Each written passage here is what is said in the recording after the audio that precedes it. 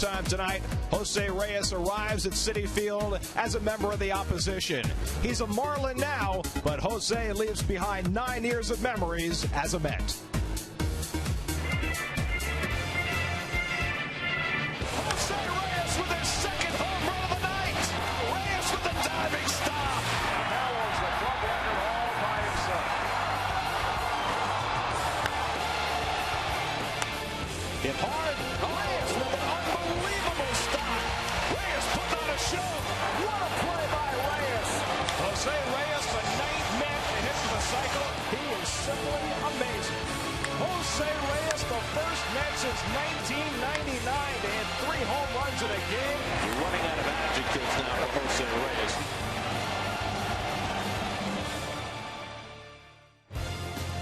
He's back in town in unfamiliar garb, but plenty of smiles and always the center of attention.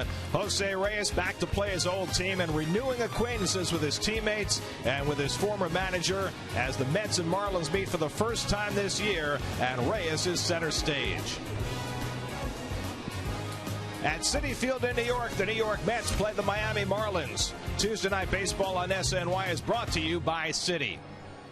And a pleasant good evening, everybody, and welcome to Citi Field. I'm Gary Cohen. Keith Hernandez and Ron Darling join me in just a moment. The Mets open a 3-game series against the Miami Marlins, and all over the last several weeks, the conversation about this game has been about the return of Jose Reyes. However, some very important news regarding the Mets has kind of overshadowed that, at least initially. Jason Bay has gone on the disabled list for the Mets. He's got a fractured rib he suffered diving for a ball in the outfield yesterday. And perhaps more significantly, Mike Pelfrey is going to be out for a while, maybe longer. He has some inflammation in his elbow. No diagnosis as of yet, but this could be serious. Well, you think about it, he had 8 sharp innings against the Giants, and he felt a little grab at his elbow, but he said he would go out there. After the first pitch, it would go away. So he has had tendonitis in the past, but he didn't know what this was. He ended up with the Mets, showing some caution, and they went to hospital special surgery. They got an MRI, and it showed some swellness there. So Mets and Pelfrey hoping maybe to get some good news. Mets have called up corner infielder Zach Lutz and left-handed relief pitcher Robert Carson to take the place of Bay and Pelfrey on the roster. Meanwhile, Reyes is back, and there's been much conversation about the reaction of the fans to Reyes' return, and already there have been cheers and boos when he's run out on the field. But what about the player? What's this like for Jose? Well, I guess I can speak to that, Gary. You know, upon your return, I think the most important thing is when you're traded and you started in the minor leagues. I mean, Reyes has been with his club since 2000, his first year in the minors. You feel like it's family, and when you move on, sometimes you feel betrayed. You always want to do good against your former team. I think the biggest thing for me, and I'm probably for Jose, is when you're facing the pitchers that have been your friends, you have to separate. Okay, that's not Santana out there. That's not Mike Pelfrey. It's just another face, another pitcher, and another uniform, and I have to focus on getting base hits. And tonight, Reyes will be facing off against Johan Santana. Josh Johnson will pitch for the Marlins. Reyes is back in town. The Mets and the Marlins. All the action coming your way tonight right here on SNY.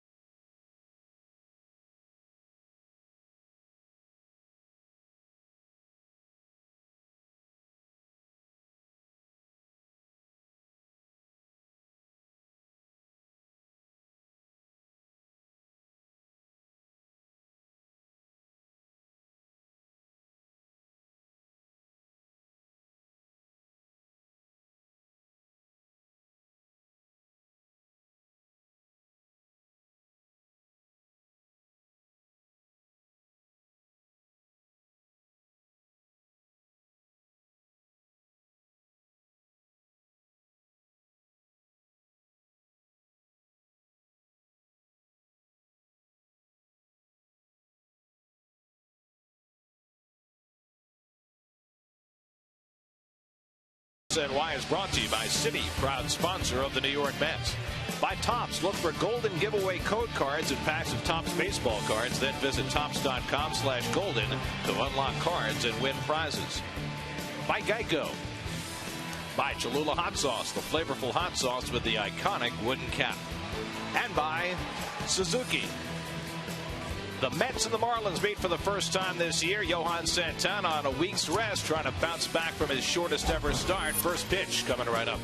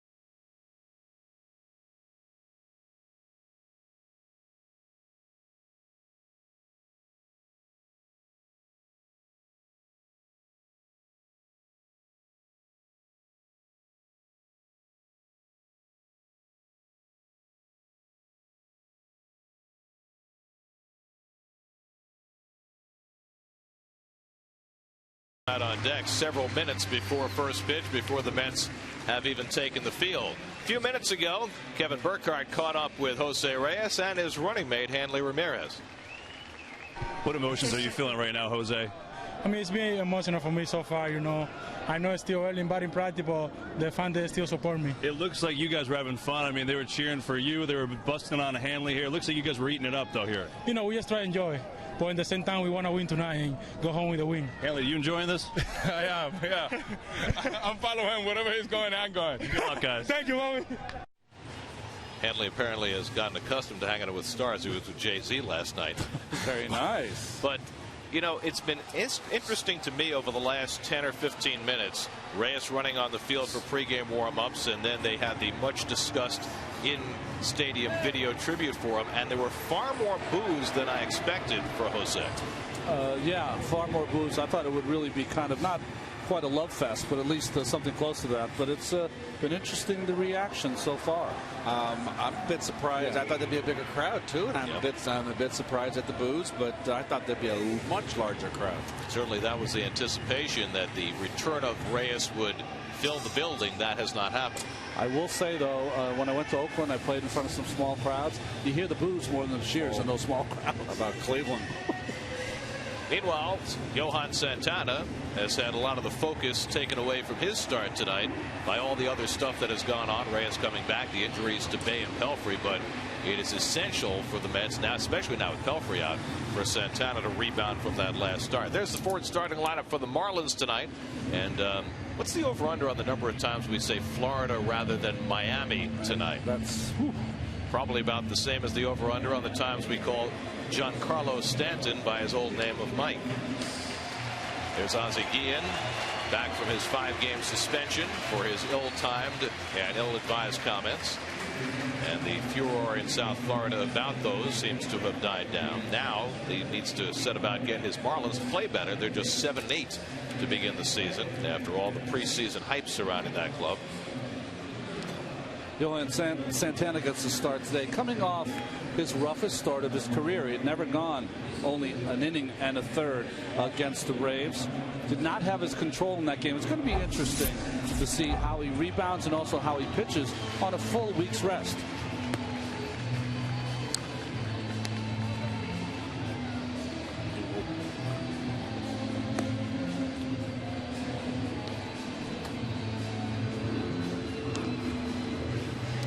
there's Alexis Met's defense. Tejada's just been playing a really fine shortstop, very quietly, making all the plays. He's been kind of a stalwart there, and a lot of responsibility for him with Murphy as his other up-the-middle guy.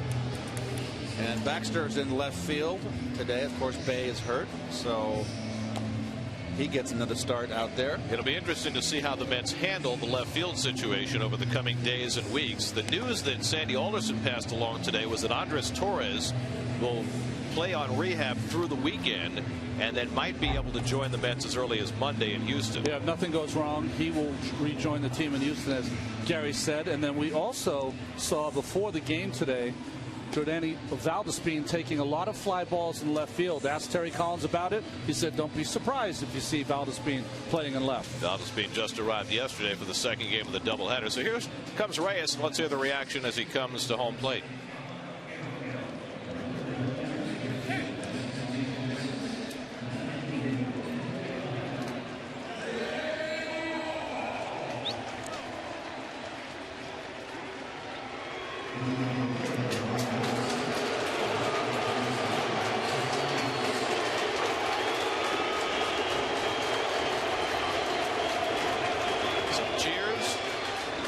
Some boos, but overall you have to say a rather underwhelming response as Reyes steps in to lead off against Santana. Reyes hitting just .230 on the year, and the first pitch of the night is up and away from Santana for ball one. Well, Reyes hitting .230 at this point of the season, young season, and they say he's hit a lot of balls hard, but they're waiting for him to catch fire. And he hits the pitch in the air to deep left center. Back goes Nieuwenhuis to the track, back at the wall, and he makes the leaping grab. Nieuwenhuis takes an extra base hit away from Reyes, and that's how the night begins. In his brief time in the majors, Nieuwenhuis has made his share of spectacular plays. Well, you saw him pick up the fence early and not afraid of the fence. And we've just seen this now. He's been here, what, a couple weeks, and he just continues to shine. That's a nice play. Santana already had the new ball. Remember in his last start, Santana with the first batter got that ball to Bay that he wasn't able to make the play on in Atlanta. Here's Emilio Bonifacio off to a good start, hitting at .298, and he takes a strike. Bonifacio has settled in as the everyday center fielder and playing well out there for the Marlins. He has really kind of come into his own. He's leading this team in stolen bases with 9. And you know Reyes is going to get his share, so a lot of speed at the top of this Marlin lineup. Bonifacio had 40 stolen bases a year ago. Hanley Ramirez hitting third in the order, and Santana with a 1-1 is stroked foul. Well, Johan was kind of all over the place during his inning in a third in Atlanta. His velocity was pretty good. That wasn't the issue. You know, his first 3 starts, he's really been up in the strike zone with his fastball early in the game. So really, it's been his control has been the only thing that you could question, not the speed of his pitches. 6 walks in 11 and a third innings, and the changeup sits low and away, and it's 2-2 to Bonifacio. Bonifacio was acquired from the Nationals back in '08. They traded Scott Olson and Josh Willingham.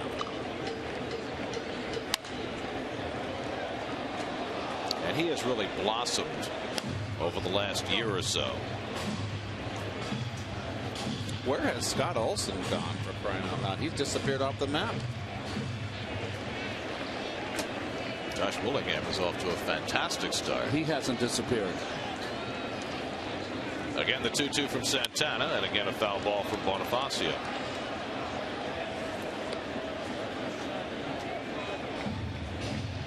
I think he thought he had it.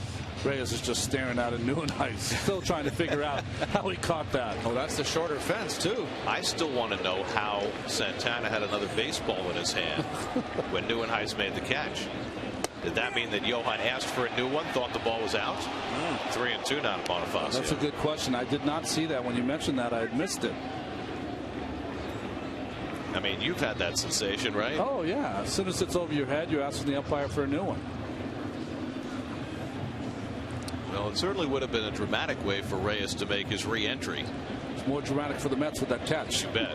3-2, and Bonifacio lines one over the glove of Tejada, and a base hit. So the first two Marlins have hit the ball hard, and Bonifacio aboard with a one-out single.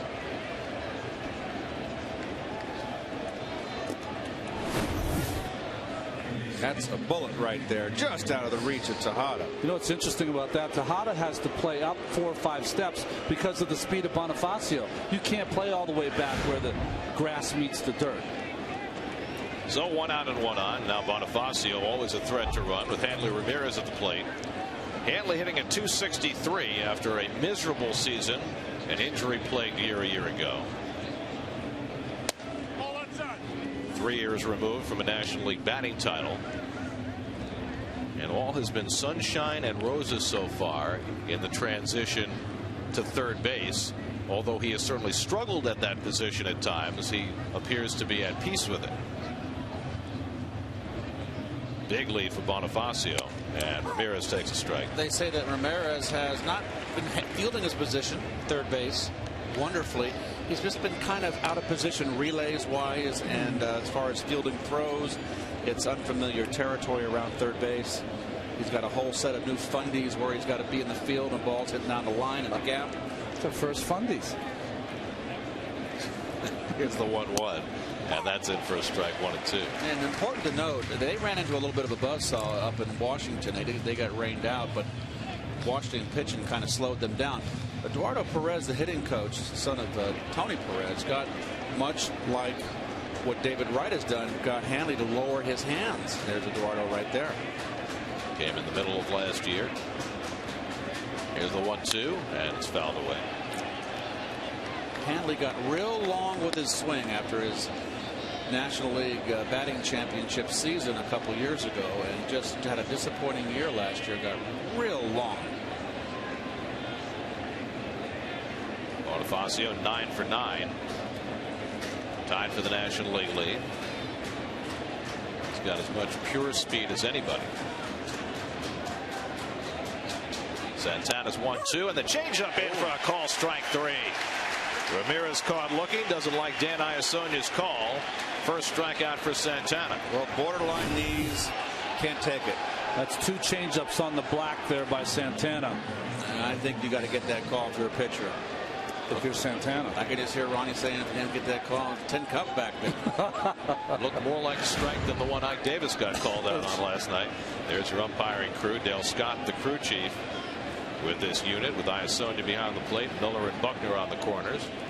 So now 2 out Bonifacio at first. Here's Logan Morrison batting cleanup against the left-hand pitcher. A little bit of a surprise that Ozzie Guillen's gone this way. Giancarlo Stanton has been struggling, would normally hit cleanup against the lefty. Well, there's his numbers, but it's interesting when Santana on the mound somewhat neutralizes Bonifacio at first. Remember, the Giants took a lot of liberty with the stolen base in that series. And Morrison attacks the first pitch fastball and fouls it off. Oh, it's interesting. Stanton's 3 for 7 in this young season against left-handers. Has not hit a home run, as Gary said. 4 doubles. Yeah, what are the odds that we'd be more than 2 weeks into the season and either Stanton or Gabby Sanchez has hit a home run? Or Sanchez generally has his best days against the Mets. So does the guy on deck, Omar Infante. And Morrison takes a strike. Nice looking fastball from Santana at 89. And it's 0-2. Good spot inside corner. You notice Santana's fastball has been down in this first inning. That's something we haven't seen in either of the first 3 starts.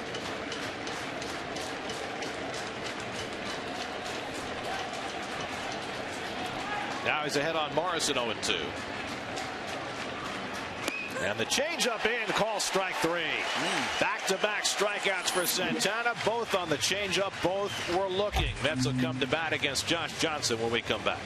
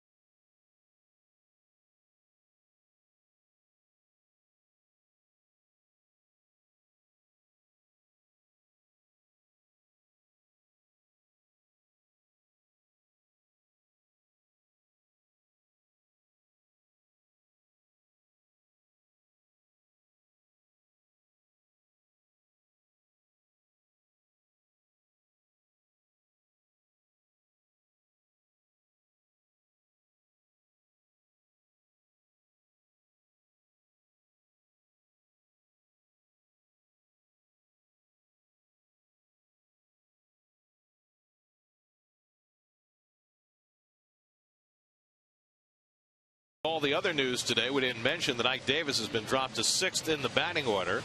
Neuenhuis and Tejada, who've been sharing the leadoff spot today for the first time, are hitting 1-2 in the order as the Mets run out a plethora of left-handed bats against Josh Johnson.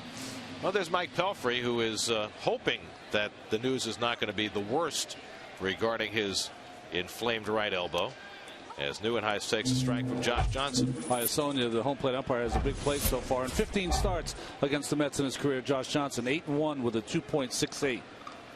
And you see those inflated numbers for Johnson. His best start was his last one against the Cubs. He went 7 strong innings, gave up 2 runs after getting pasted in his first 2 outings. Well, he's given up 21 hits in 16 2/3. Neuenhuis, meanwhile, is in the top 10 in the National League in on-base percentage, .407. So he remains in that leadoff spot. Last year, Josh Johnson's season ended in May. It ended with a start against the Mets. Swing and a miss, and Neuenhuis down on the fastball for the first out. And the Coors Light Marlin defense, and Reyes surprisingly with 5 errors in the first 15 games. 2 of them have been throwing, but 3 have been just plain boots on ground balls that just kind of hit his glove and clank. So probably a little bit of jitters and nerves and a new uniform and trying to impress. Nothing with a new field, no? I'm sure he'll settle in. This is a brand new ballpark, Marlins Park, which we'll visit in a few weeks. Here's Ruben Tejada hitting a .263. And there have been a lot of stories written the last few days about Ruben Tejada because of the return of Reyes. But, you know, Ruben does not draw a lot of attention to himself. He's kind of like the anti-Reyes. But you have to be very impressed with what you've seen from Tejada so far. A little bit with Greta Garbo of shortstops. Ron, very excellent. Say he wishes to be alone. Left alone. Yeah, or alone. You're right. Left is a word that was added later. Want to be alone. You see Johnson's numbers against the Mets. He has been dominant in his career outings against New York, but he has been injury plagued. He had the Tommy John surgery 3 years ago, and then last year only 9 starts. Shoulder inflammation shut him down from the middle of May till the end of the year. And his fastball velocity is significantly less now than it was a few years ago. He used to be 95 regularly. Now he's more like 91, 92. Looks pretty good so far. There's 94 on that gun. Every pitcher has his pre-game routine, especially the day before. You see Daniel Murphy, who's going to hit in the 3rd slot. Yesterday, Josh Johnson, he likes to work off flat ground before he starts a game. He went with Randy St. Clair, the pitching coach, and they went over to, there's a scar on his elbow, went over to Central Park yesterday and did their flat ground toss. Tejada goes around, and Johnson's got back-to-back strikeouts to start his night. I don't know if it was at the ball fields or Sheep's Meadow, but he's on it right now. Good slider. What's the reasoning, Ronnie? I'm very curious. Why would you want to throw off the flat on your side? You know, what you want to do on the flat ground is you don't get into overthrowing. You just really want to have a little session. You know, when you throw off the flat ground, it's harder to get the ball down. So if you're getting it down from the flat ground, you'll even get it even better once you're on the incline. Here's Daniel Murphy, newly installed in the number 3 slot in the order. And before the game tonight, I asked Terry Collins, is this batting order tonight a bit of an experiment? He said, we're going to try this out for a while. So you got Murphy hitting 3rd and Wright hitting cleanup. Punch down to 3rd. Ramirez runs around it and then makes the toss in time to get Murphy. So the Mets are down 1-2-3 before Johnson. We go to the 2nd with no score.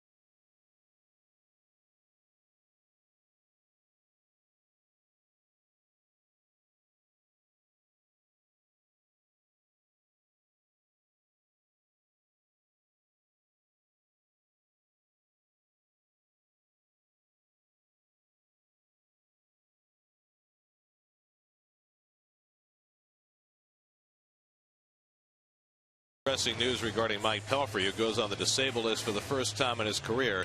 Here's General Manager Sandy Alderson talking earlier today about Pelfrey. Pelfrey complained of intermittent soreness during and immediately after his last start. Wasn't serious, but we felt a precautionary MRI was in order. That was done today, and it revealed the swelling. We do not have a final diagnosis at this point. There may be other diagnostic tests, and we are arranging a second opinion. Talking to Mike, he said during that 8-inning stint that he threw against the Giants on Saturday that the first pitch of every inning felt a little grab in his elbow, but then after that it worked itself out. He was fine for the rest of each inning, but then each subsequent inning it would grab again on that first pitch. Yeah, and he said after the last start he's played some long toss. He's been able to play catch. He said he feels fine, but of course that swellness is an issue. Anytime you're talking about swelling in the elbow, of course the first thing you think of is there ligament damage, is there the possibility of Tommy John surgery, and no determination's been made as of yet, but you got to hold your breath. Well, I'm sure it's got to be a tough go of it for Mike right now. You know, he's a guy that's always getting ready for his next start. Never been on a disabled list. Giancarlo Stanton on deck, and just worried about the unknown. Omar Infante leading off against Santana in the second, and he goes down on the changeup. Well, Santana's got 3 consecutive strikeouts, all with the off-speed pitch, which has been sharp. Well, the great thing about Santana is that the last start against Atlanta, they took a lot of pitches. He was out of the strike zone, though. This is more of a free-wheeling, free-swinging bunch, this Miami Marlin team. This will work more to his favor. Well, here is the newly renamed Giancarlo Stanton, who is looking for his first home run of the season. He had 34 of them last year. 51 at bats to begin his year, but he had only 2 in April last year, so slow starts are not a novelty for him. Last time I saw him here, he had no problem hitting the ball a long way here at City. To any field. Well, he got hurt 2 springs ago after last season and got off to a slow start. Didn't really turn it on until mid-May. And let's remember that Giancarlo is only 22. Yeah. He is a massively talented power hitter. Well, he's a big, strong man, that's for sure. And he can be pitched to. But boy, if he squares it up, there's not a ballpark yeah, if you in make the universe that can hold him. At this point, is there anybody in the game who has more pure power than this guy? I was thinking, I know he's gotten off to a slow start. Mr. Trumbo with the Angels, as far as a young hitter, he's got tremendous power.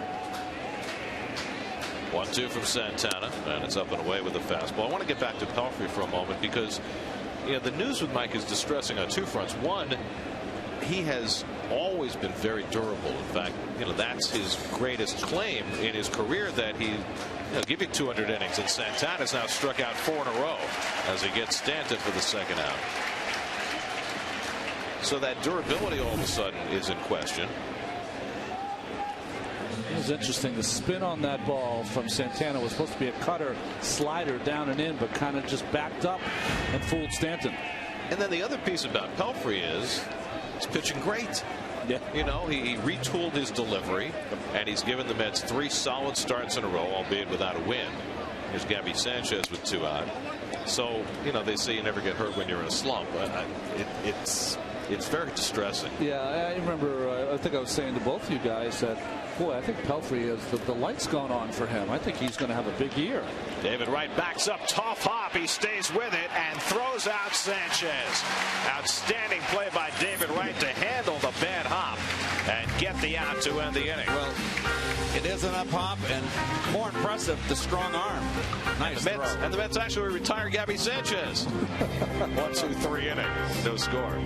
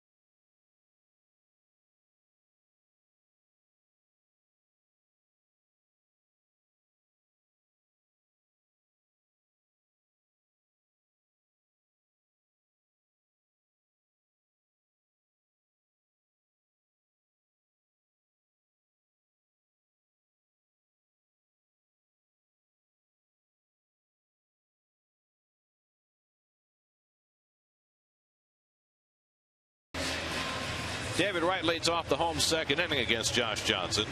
David has cooled down after his red-hot start, 0 for his last 11.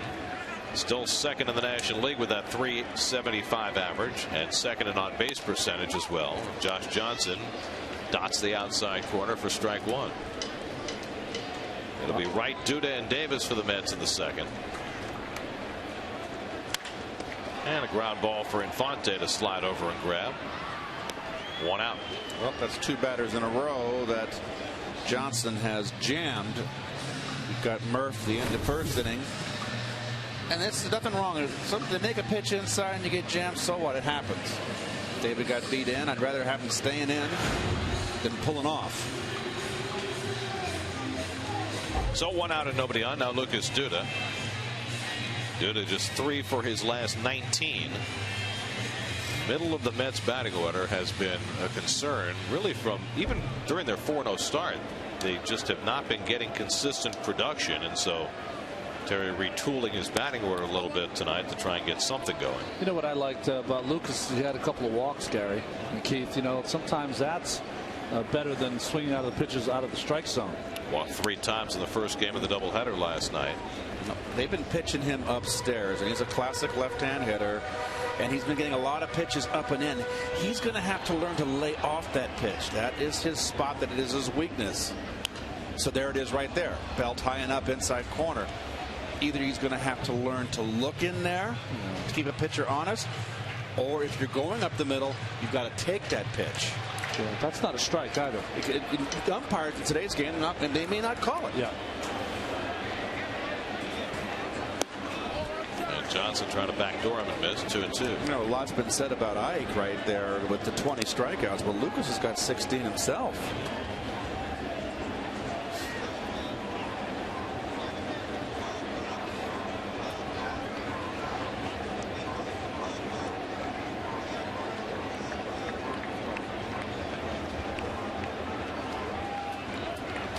Now the 2-2 from Johnson, and the slider just missed. 3-2.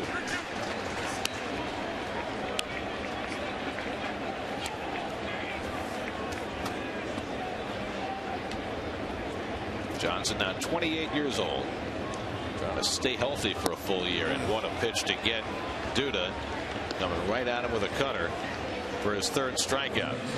So 2 out and nobody on. Hitting the road. Take the Mets with you this season. Subscribe to MLB.tv today to see every Mets out-of-market game live online and on your favorite devices in HD quality. Visit Mets.com to order and get more details. MLB.tv. Baseball everywhere. Well, now Ike Davis, who's been hitting cleanup for the most part, dropped to number 6 in the order today. It has just been a horrendous slump for Ike, culminating yesterday in 3 straight at-bats in which he left the bases loaded. It's one of those days you don't wish on your worst enemy. I've had those days, and boy, they're no fun. And of course, if you've been going well, maybe you can handle those days a little better, but it comes on the heels of really 2 weeks that Ike has just had tough game after tough game. Just 8 hits this year.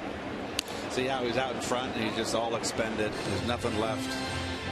And they're just throwing him dip-de-doo up there. A little bit of a leg kick, a little hitch.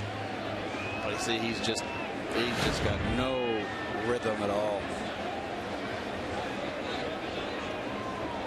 Johnson ahead 1-2.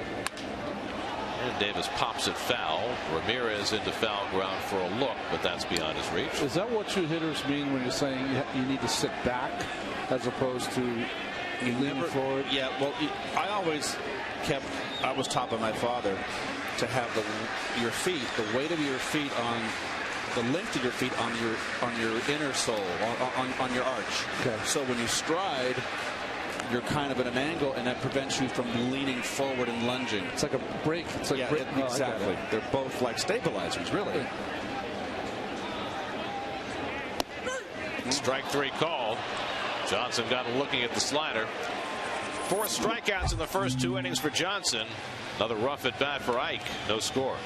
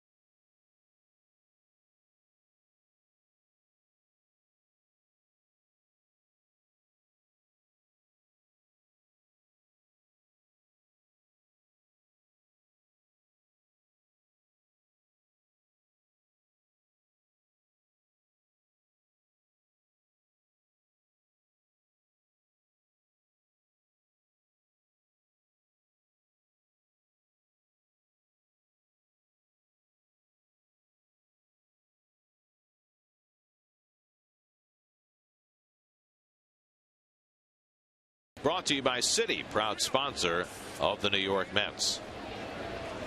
John Buck leads off the third inning against Johan Santana, who's off to a fine start. And Buck takes a strike.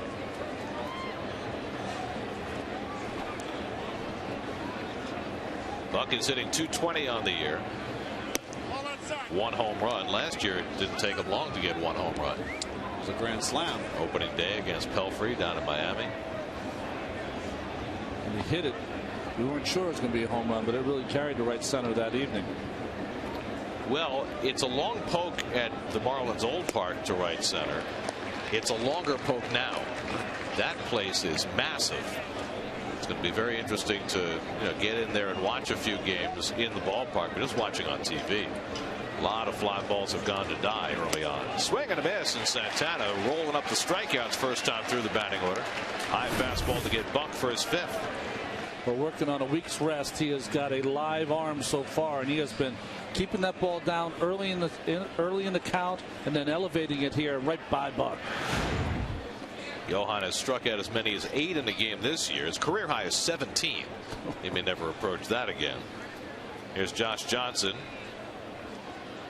Right-hand pitcher, but a left-hand batter, and takes inside. Johnson can hit a little bit. See those numbers, 3 bombs.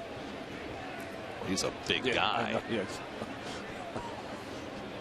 He's like Paul Bunyan with a bat. 6'7", 255 pounds. Think twice about charging the mound. Look at that wind. Wind out of the south and southwest. That means generally that the wind is blowing out, although in this ballpark, like at Shea, it swirls a lot. Santana has got sharpness with that fastball tonight. And Dan Iassoni, the home plate umpire, is wanting to call strikes. Yes, he is. For both these great pitchers. And a foul tip held by Tolle. So first time through the batting order, Santana's got 6 strikeouts. Just threw it right by him. Middle.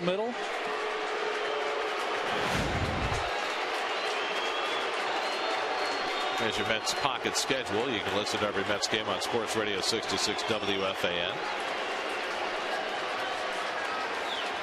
Second at bat for Jose Reyes, who nearly had himself a dramatic beginning to this game. Hit one to the fence in left center, and Neuenhuis made a leaping grab. And a changeup off the plate for ball 1. Reyes is looking for his first home run as a Marlin, and he didn't miss by much. Well, here's the first at bat here, and the beautiful catch by Neuenhuis against the wall. Been making a habit of that. Yes, he has. 1-1 to Jose, and he again tries to bunt, and this time offers at it, and it's 1-2. Well, remember, we talked about the exchange where David Wright said if he wants an offer, yeah, lay it down. I don't know if he offered that.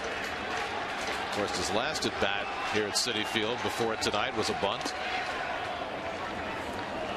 Bunt for a base hit on the final day of the season. And he took a sharp right turn when he got to first base, and that was his final act as a Met. He snaggle-pussed it. Exit. Stage right. I'm telling you, guys watch way too many cartoons as kids. 2-2 from Santana and a slow ground ball.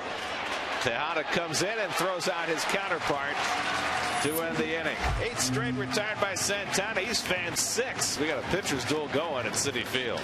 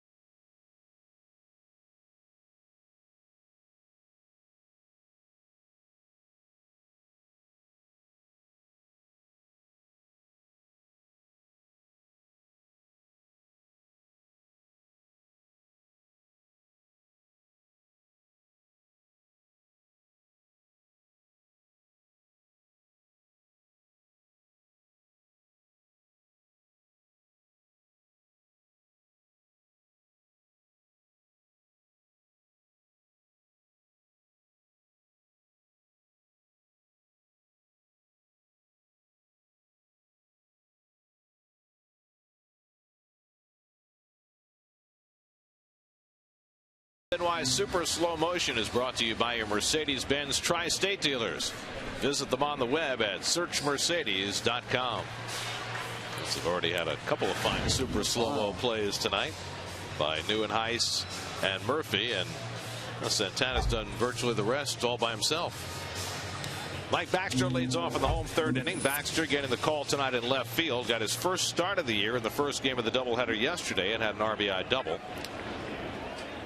Mike is 3 for 12 to start the year, and Johnson starts him off with a curveball in for a strike.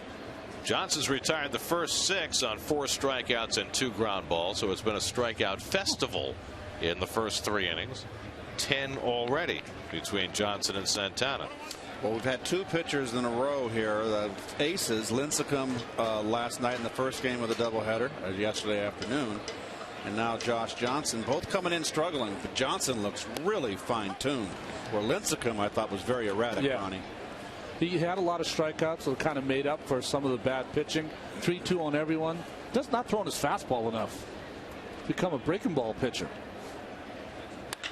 Breaking ball hit to center field. Bonifacio got turned around, but he's got that great speed, and he uses it to close ground to retire Baxter. He did the 360 before he got started, but he can just fly out there.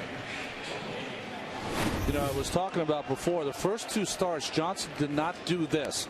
Watch how he has the ball in his glove, brings it out, and taps it in the glove. His first 2 starts, he wasn't doing it. Pitching coach Randy St. Clair asked him, why aren't you doing that? He said, I didn't know I wasn't. What he does when he does that tap, it keeps him sitting back 1 more second more, and it keeps that front shoulder closed. That was the whole difference, according to Johnson. It's just amazing, and it goes the same with hitting, how you can forget about things, you know, and something that's rote, that should be rote. It's just interesting. It's just a funny game. Good pitch, up and in fastball. Boy, oh boy. Josh totally reminding Dan Iassogna to call it for his pitcher too. Well, he is. This is a pitcher's dream right here, and I like it. You know what's a hitter? Swing the bat. Swing the bat. Frank Pulley would say, guys, it's cold or it's raining and I'm not paid for overtime. Swing the bats. I know that was it. I didn't mind. Frank was the best. Yes, he was. He'd call that strike before the ball crossed the plate. That little punching motion of his. One of my favorite umpires.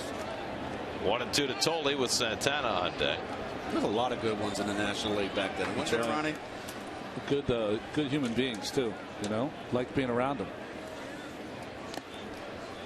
2-2 now to Tolley. Let's check in with Kevin Burkhardt. Kevin. Guys, we look at the Marlins in the field, and obviously after Reyes signed with them, the big issue was Hanley Ramirez moving to third. How would he accept it?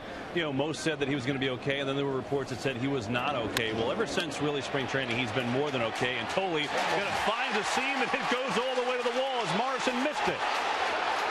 See if Josh can turn it for 3. No, he'll stop with the double. So Tolley has the 1-out double with a pitcher coming up next.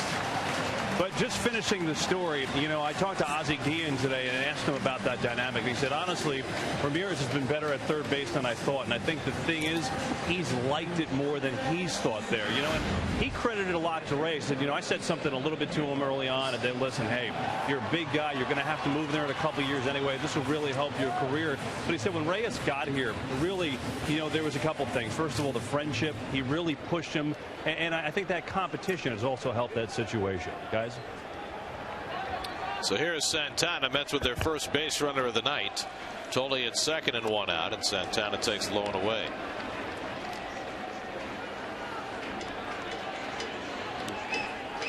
Morrison's got to realize out there that you got 2 aces in the staff, and you just don't want to make a mistake. This could be a 1-run ball game. Morrison can be awkward in the outfield. He's not. He's got to hit. 1-1 to Santana. I thought it was a spot where Tolley might push the envelope and try for 3 with 1 out. There was a bit of deceleration that was starting to seep in as he got to second base. You're saying unintentional deceleration? He had apexed at his max speed right before second, and then the deceleration came in just a little bit. Sorry, Josh, only playing. Santana looking for his first hit of the year. And a swing and a miss. Over there careers, Johnson with the Marlins and Santana with the Mets, as you watch Tolle racing. Top speed. It's easy for me to make fun. I never had to squat behind the plate game after game after game. Triples to left are a rare commodity anyway. Here's the 1-2. I was about to say during their tenures with their current ball clubs, Santana and Johnson have had some great battles. Head to head, 5th time facing each other. The Marlins have won 3 of the 4, but some of the losses for the Mets in that stretch were brutal, including the game that Santana struck out 13 against the Marlins when Murphy dropped the fly ball on left. Breaking ball pulled down to first, and Sanchez makes the play for the second out as Tolle goes over to third.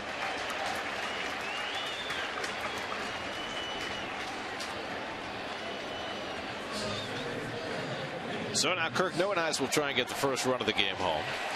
Nieuwenhuis struck out his first time up. Nice little applause from Kirk. They kind of making an impact here. The fans like him. Almost 100% he takes that first pitch. This would be a great time not to take it. They got the reports too. Maybe Johnson gives him a fastball to hit first pitch. Coming into tonight, Nieuwenhuis had swung at the first pitch only twice in 54 plate appearances. There's a left-handed scout. No secrets. At least we found another position that left-handers can play. That's right. I didn't think of that, Gary. Mets have yet to score a run this year with Santana on the mound. He didn't give him too many chances last start, but tonight he's out there dealing. But this is a tough guy for anybody, but particularly the Mets, to scratch against. Johnson has just eaten up the Mets over his 14 starts. That was nearly a balk. Really close to a balk. Kind of tripped on the rubber before as he was separating his hands. He and Buck having a little communication problems. Veteran Buck goes out there and tries to straighten it out.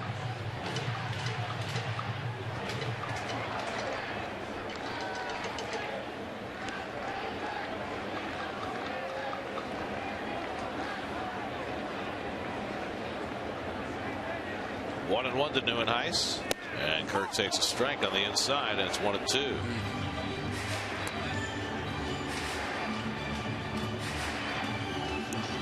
Well, the hitters are getting a taste of Dan Iasonia's strike zone, so you would think they'd be offering it a lot more pitches as this game goes along.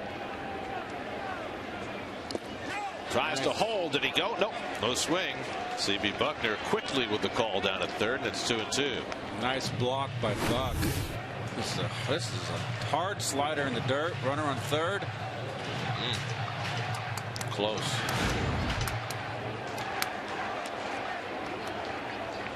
It's a nice design. Wow. Oh, it's Miami. Yep. How about that? Palm trees and everything. Goes right with the new ballpark. Now the 2-2. And Nieuwenhuis fouls back the fastball.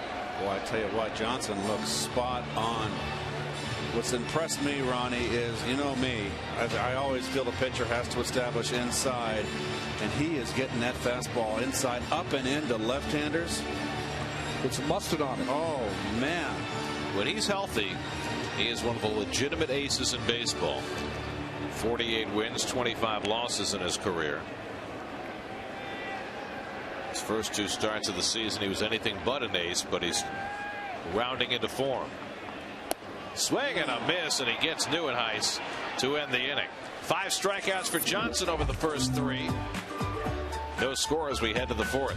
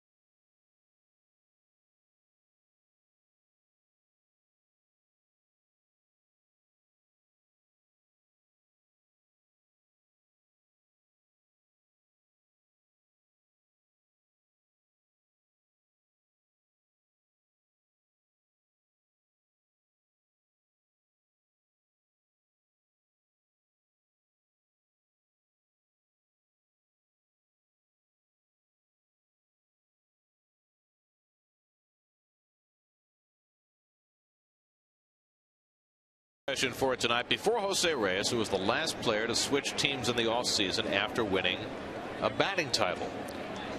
It's only happened 4 times in the last 40 years. Who was the last one before Reyes? Here's Emilio Bonifacio, and he takes a strike from Santana as we start the 4th. Santana's given up only 1 hit, and that was to Bonifacio, a rising line drive past Tejada's glove and into left center. And Bonifacio laid on the fastball, and it's 0-2. First pitch slider to the right-hand batter. It's something we've seen more of from Santana. And it's not a very good one yet, but it's a different look for them.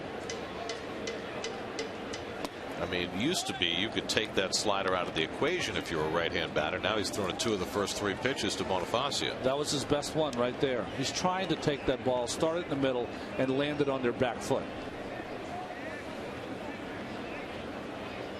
Here's the 1-2, and it's fouled away.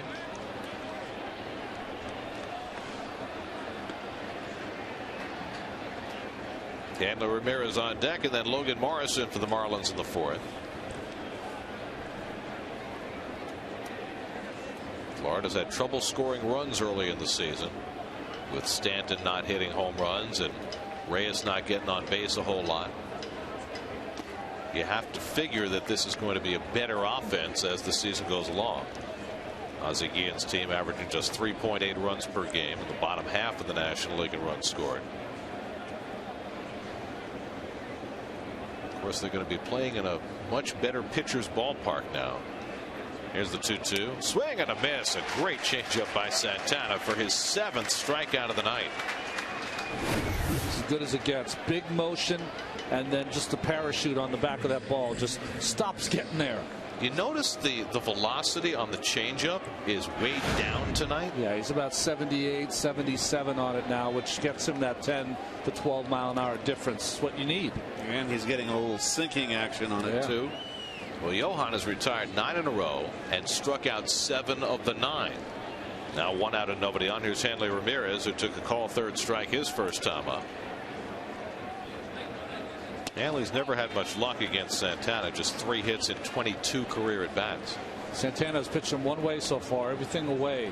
Ramirez, when he's going well, will definitely hit that ball that way if you're going to stay just on the outside corner.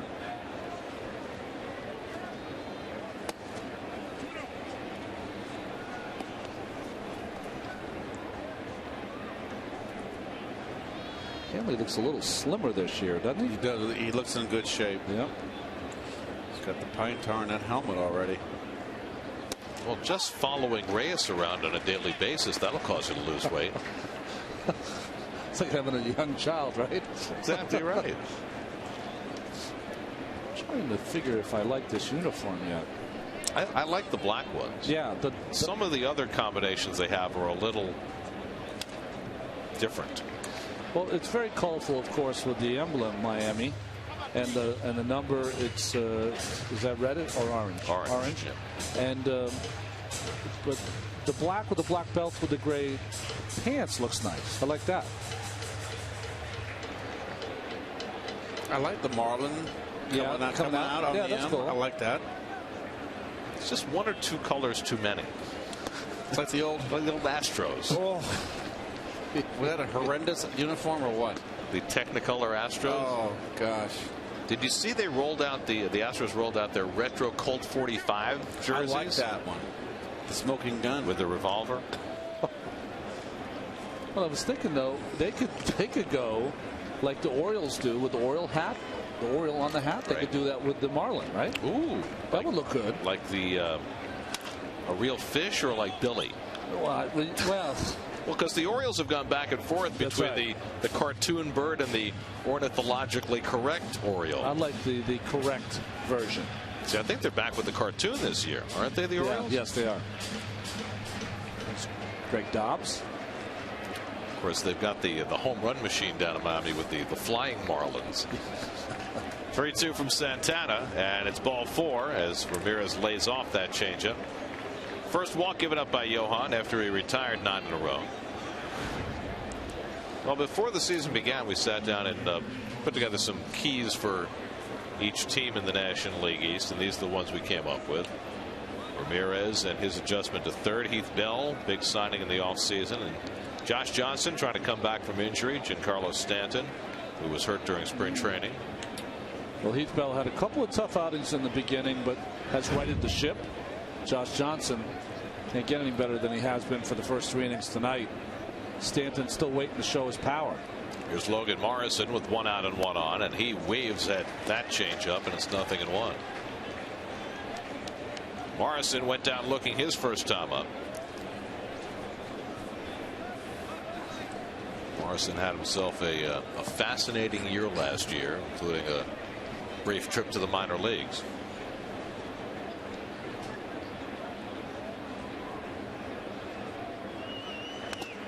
Oh boy. Well, that's a first, right? A guy got sent down for a Twitter posting.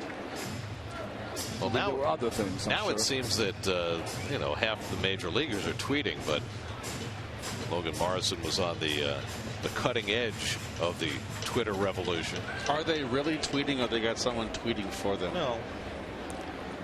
I think guys who want to stay out of trouble probably have other people writing their material for I them. know you're trying to create a little fan base. Is it really necessary? Get some hits. There goes Hanley, swung and missed for the strikeout. Tolley's throw is high, and Ramirez has the stolen base. So Morrison strikes out. That's 8 now for Santana, matching his season high. Ramirez steals his 4th of the year. Well, another slider, another good one too. Starts down the middle, works outside, and Josh with a high throw. So the Marlins got a runner to second base for the first time. Sorry, Gary. Ramirez, that was just a guess there. He left on first. Movement by Santana.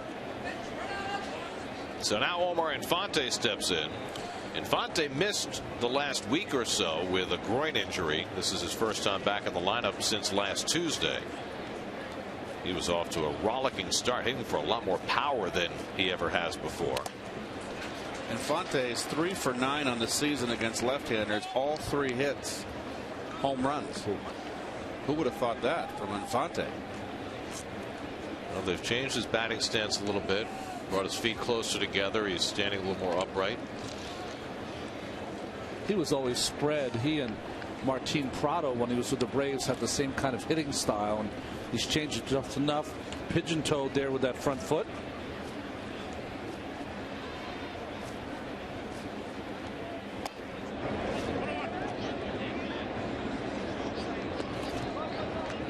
Struggling, but he's really not a 5th hitter.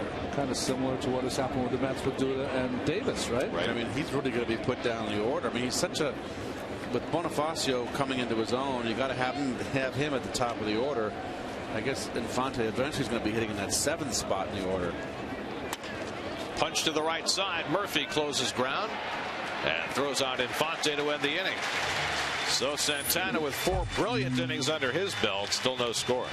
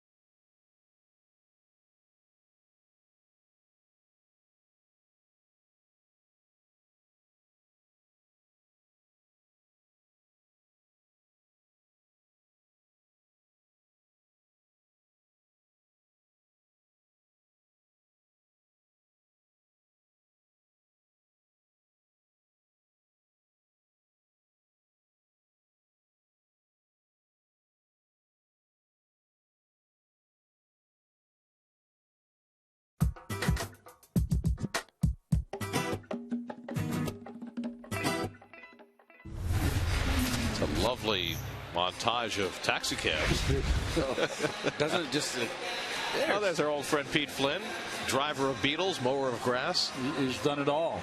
He's seen a lot of ball games, Mr. Flynn. Former head groundskeeper at Shea, and now retired and enjoying a ball game, which he's done a few 100,000 times, it seems. Ruben Tejada leads off in the home fourth inning of a scoreless game. Tejada struck out against Josh Johnson his first time up. Already 13 strikeouts in this game, 8 for Santana and 5 for Johnson, who now falls behind 2-0.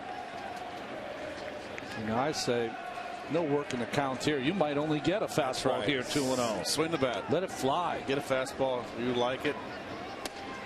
Take a hack. We have no idea what we're talking about. Well, no. The team philosophy clearly is to try and work the count, particularly against starting pitchers. And we've seen, this goes back to last year, a lot of 2-0 and 3-1 takes of hittable pitches. Can I make one comment? You look at the 16 2/3 innings coming in for Josh Johnson. 6 walks, 2 intentional. So really he's walked 4 guys in 16 2/3, 17 innings. Let's round it up. He throws strikes. You've seen him once through the order. What's he doing? He's throwing strikes. Get 2-0, go to hitting. Full count to Tejada. But you understand the philosophy isn't just about drawing walks. It's also about trying to get starting pitchers out of the game. Well, with a guy the way that Johnson's throwing tonight, you're going to get him out of the game with 8 scoreless. 3-2 to Ruben, and it's in there for a call, strike 3. Iasonia said the big strike zone all night. He didn't even swing the bat. 6 strikeouts for Johnson. I thought this had the corner. Let's see. Yep, that's black. That's nipping. Can't take that. It's too close to take. Well, what were we told the other day by the representatives of the umpires? Yep. 2 inches on either side of the plate. Oh, that's not fair. No, You just said it was on the black. It represents the black that used to be there. Okay. Don't be giving pitchers 2 inches. You can play both sides of an argument, can't you? There's no more black on the home plate. No, hadn't been there for a while. Murphy fouls it off, but they call the plate as though there is black, and thus the 2 inches on either side. Only Clayton Kershaw, among pitchers with 100 starts, has a better lifetime ERA than Josh Johnson. Ball and 2 strikes to Murphy, who grounded out to Ramirez his first time up. Mets have 1 hit, a Josh Tolley double in the 3rd. Marlins have 1 hit, and Emilio Bonifacio single in the 1st. Another classic duel between Johnson and Santana. 2-2. Boy, seeing Johnson throw like this, it makes you wonder how his first 2 starts he got rocked. Can't be all about the glove tap, Ken. No, I think coming out of the block sometimes come out a little slow.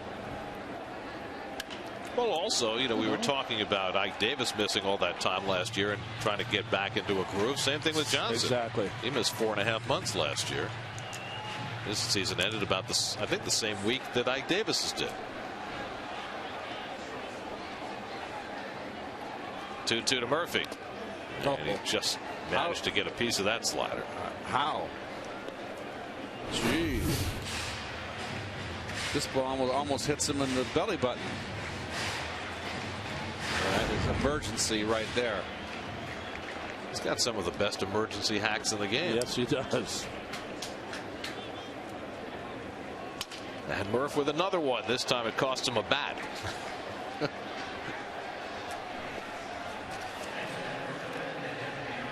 Get a preview of tomorrow's Mets-Marlins Game 2 matchup, plus heated debate on all the latest New York sports in the Wheelhouse, presented by Pepsi, tomorrow at 5:30, only on SNY. Rangers Ottawa Game 7. Thursday night. I hear that you might be attending.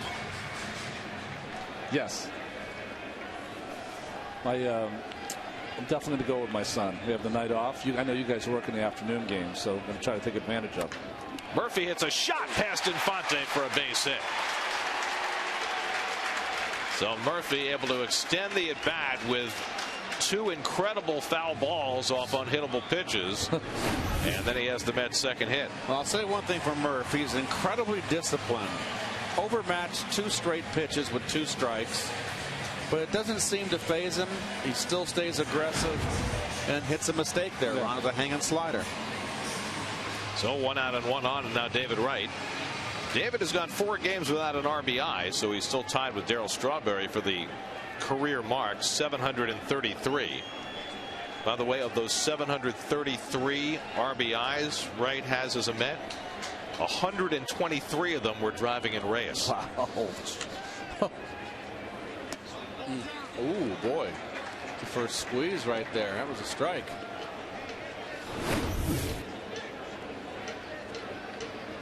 You can hear Iasonia vocally say that ball was down.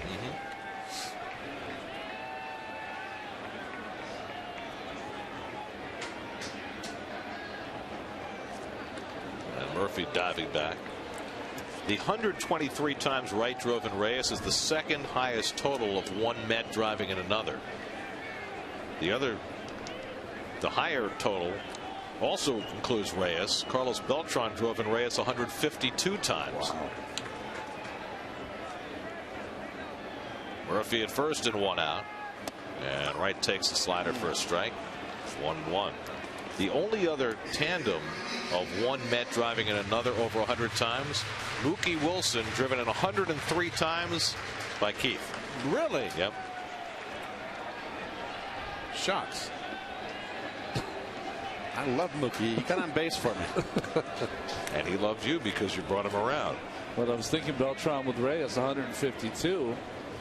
When Carlos first came over, David was sitting behind Beltran, so he would clean up Jose before David would get out there sometimes. And Wright would drive in Beltran. That's where he go.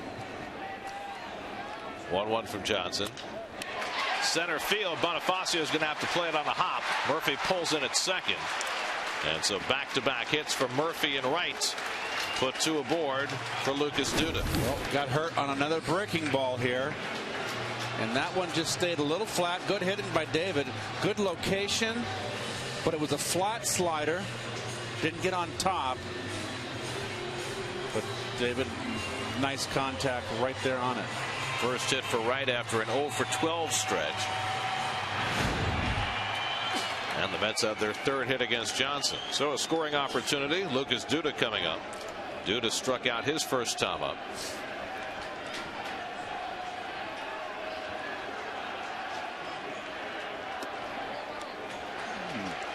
Mets as a team hitting just .222 with runners in scoring position. Their on base percentage high. Their rate of cashing in those opportunities low.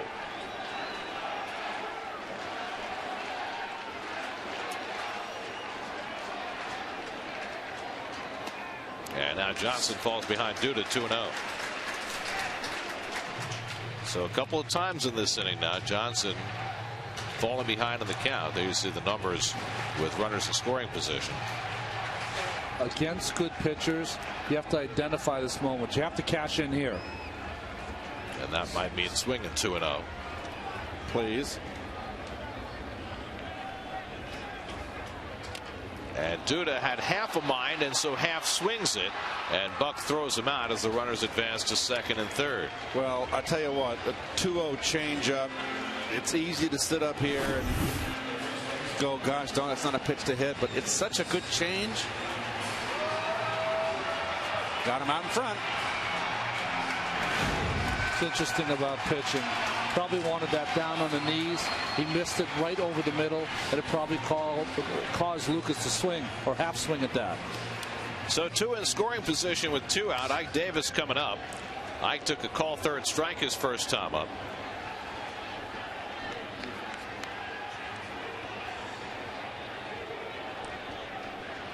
Ike with a chance to do some damage. He was in this spot a lot yesterday. And he swings at that first pitch. Nothing in 1. He's just looking for a fastball. No rhythm, and just leaves himself totally exposed to anything off speed. Look at the defense. Infante really playing the pull and up the middle. Hanley Ramirez, but the outfield pretty much straight up.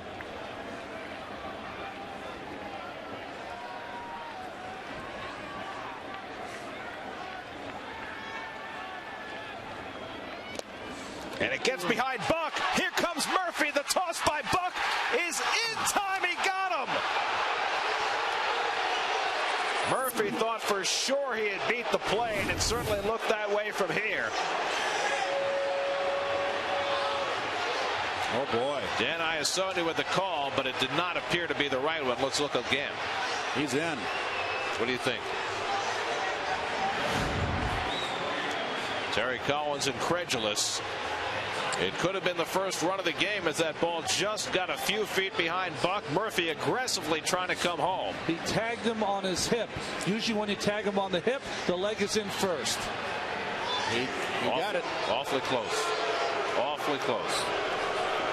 Murphy's tagged down at the plate, and it remains scoreless at Citi Field.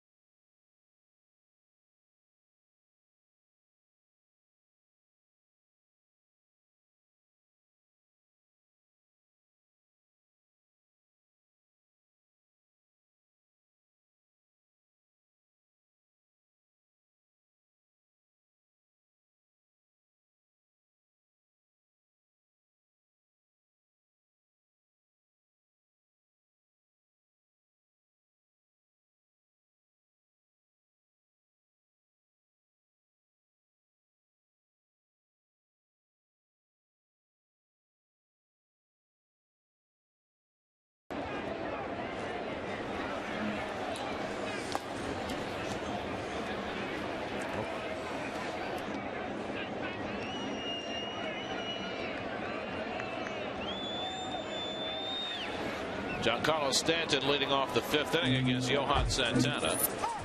Yeah, there's a strike on the outside edge, 1-1.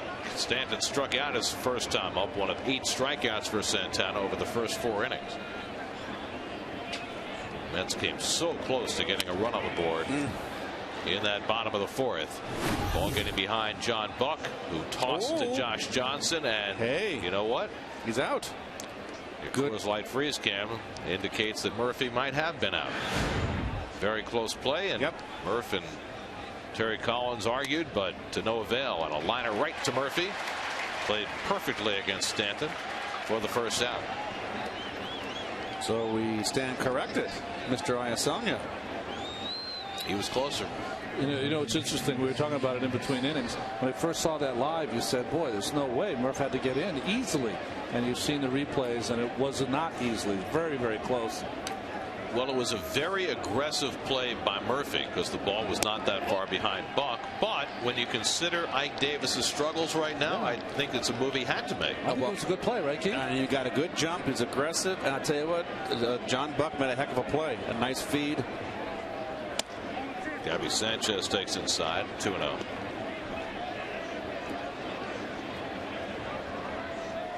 Sanchez grounded out to David Wright his first time up. Started the night hitting .358 against the Mets in his career. There's a strike, 2-1. So a struggle for Sanchez, the Miami native. Dropped to 7th in the batting order.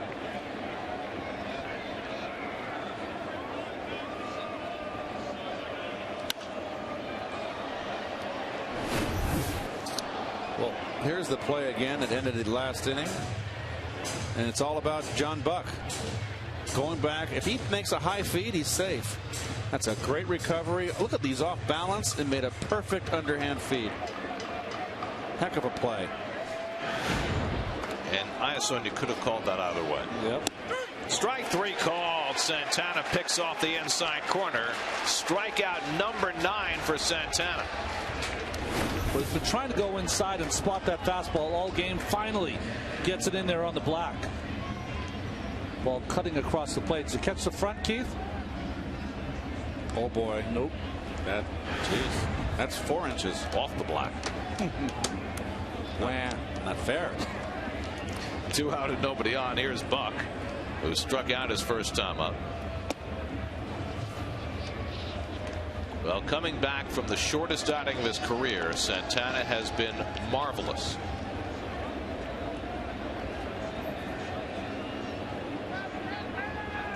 It's funny how you have certain notions about how a day at the ballpark is going to go.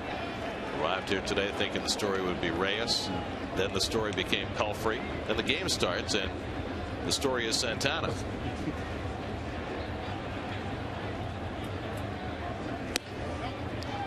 Two and one. Pitcher Johnson is on deck. And Buck, despite some poor numbers to start the year, is a dangerous hitter, and Santana knows it. And now he's behind 3-1.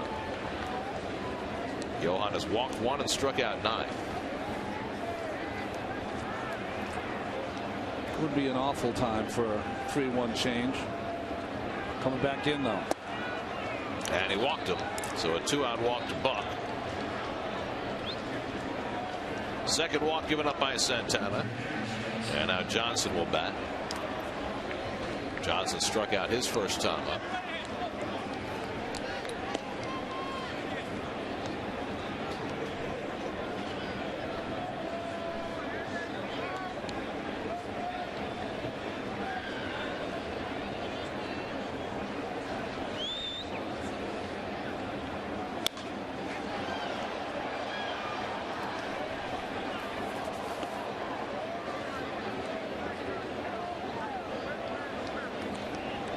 This is not our first transcendent pitching duel of the year, but it's always fun when these two guys get together, particularly in light of what befell them last year.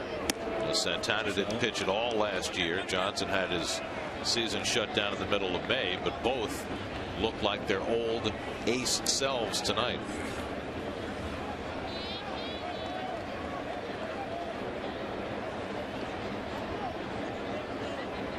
Tomorrow we get a pitcher's duel of another kind. That's right. A speed duel.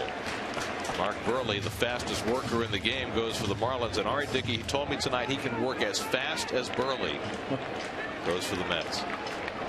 Could be an hour 45. Mets have never faced Burley. He spent his whole career with the White Sox. Mets haven't played the White Sox in 10 years. And they have never faced Burley. I've done about a half a dozen of Burley's games, and for an announcer, he puts a smile on your face. Talk fast. Yeah, right. 1-2. Johnson down swinging. 10 strikeouts for Santana. His first double-digit game since 2010. No score halfway through.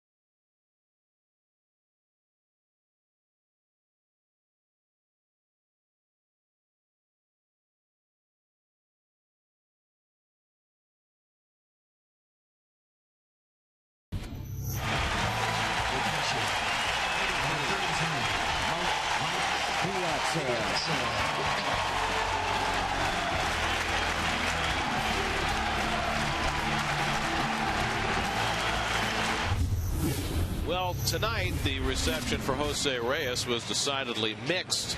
It was unambiguous when Mike Piazza returned to Shea Stadium in a San Diego Padres uniform in 2006. Of course, the circumstances were a little different then. The team was good in 06. There was a lot of positive energy in the ballpark. Right now, Mets are not nearly the team they were in 06, and there's a lot of residual negative feeling, and I think in some ways Reyes' departure has something to do with that. 0-2 to Ike Davis leading off in the 5th. But I will say this, there were a lot of people here tonight to cheer Reyes. Of course. Davis was at the plate when Murphy got cut down trying to score on that short wild pitch in the 4th. Now it's 0-2 to Ike, and he holds up on the swing, and he stopped it in time. 1-2.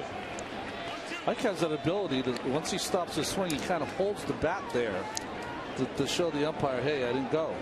He's always had that ability, but he's forward with it now, and it's because he's starting too quick.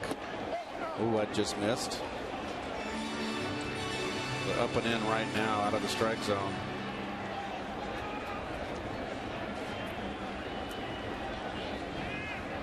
Johnson has struck out 6. Just missed the corner, and a full count to Davis. With Mike Baxter and Josh Toley to follow, 3 left-hand hitters up for the Mets here in the 5th. That's with a predominantly left-hand hitting lineup against Josh Johnson. Off the fists, Ramirez retreats and puts it away for the first down. So 1 out and nobody on in the home 5th inning. There's your Delta 5th inning recap. It's been all about the pitchers. Johan Santana's 50th career double-digit strikeout game, and his first since coming back from surgery. Josh Johnson has struck out 6. Mets have 3 hits. The Marlins have only 1. Great pitchers duel developing, and now here's Mike Baxter, who flied out to pretty deep center field his first time up, and he takes a rip, 0-1. Baxter had a nice at bat, caught one of those hanging sliders from Johnson in his last at bat. Well, left field is there for the taking, and somebody is going to be taking it soon. With Jason Bay out for at least 15 days with a fractured rib. It could be longer than that. Talking to Jason before the game tonight, he said when he first made the dive last night, the first thing that hurt was his face. Then his shoulders started barking, and it wasn't until much later that his ribs started to ache, and he felt worse this morning, so they went and took an x-ray, and it turned out he had a fractured rib. When he watched it after the game, he didn't realize that his face had hit into the sod so fiercely. Oh, gosh. Baxter down on strikes. This is an overmatch. 7 now for Johnson. Johnson makes his pitches. This pitch right here to lefties. I'm sorry. That's just a tough. That's an overmatch. That's almost. I'll never say a pitch is unhittable, but that is as close as it gets to unhittable. So 2 out and nobody on. Now Josh Toley, who had the Mets' first hit, an opposite field double past a diving Logan Morrison in the 3rd. So Toley just continues to rake. He's now played in 15 games this year and gotten on base in every one. Began the night hitting at .359.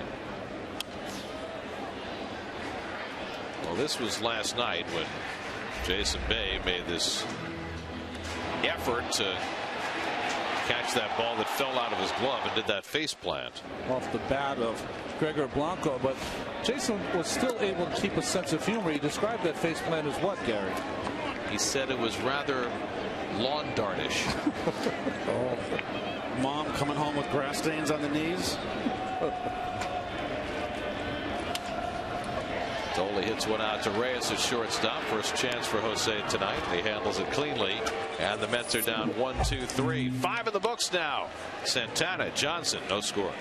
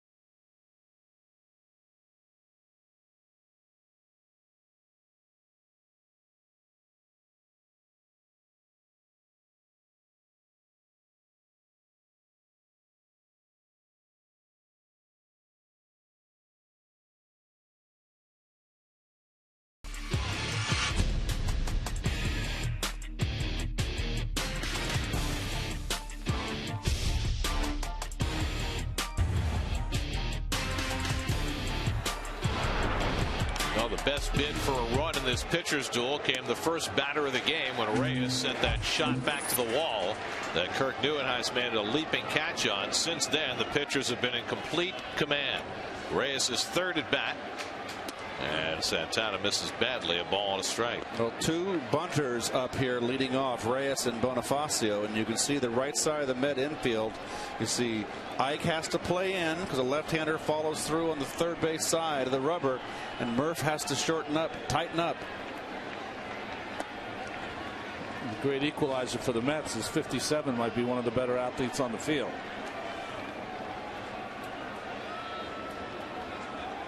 He's superior going to that third base line, that's for sure. And Reyes takes a fastball for a strike, 2-2. No one likes this low pitch so far, Keith. That's knee high.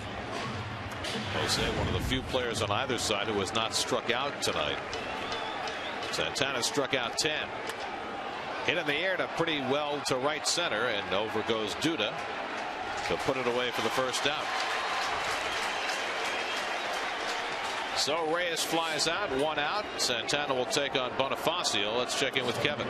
Garrett, one of the good indicators that Johan is getting back to his normal self is that his routine is also getting back to his normal self. I talked to him last night and he said, you know, in the spring I would do long toss and then my bullpens would be around 18 to 20 pitches, and sometimes I'd even throw those from the front of the mound. Now it's my bullpens are about 40 pitches. Long toss is normal. 40 pitches is about normally what I would do on a side session. So everything else routine-wise is starting to be exactly what it is as Bonifacio squares the bunt, and that is a good thing. As far as this, you know, watch on his shoulder, he gets it. He said, you know, look, I want to compete. I understand what the Mets are doing. I understand the plan. They got to take care of me, so I get it.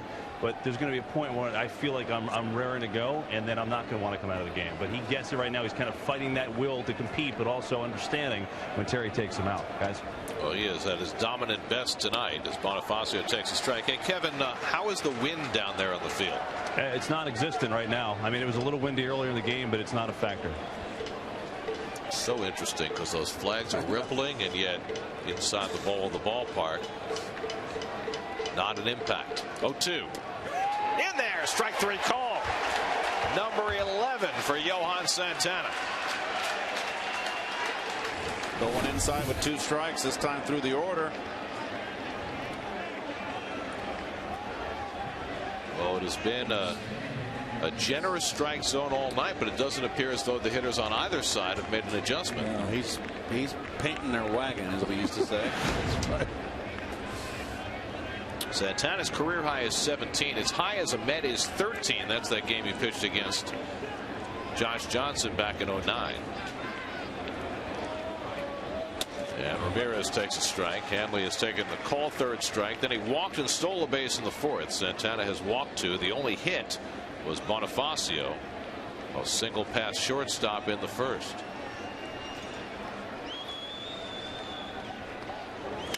And Ramirez pops one up in foul ground. Totally coming back, but it's in the crowd.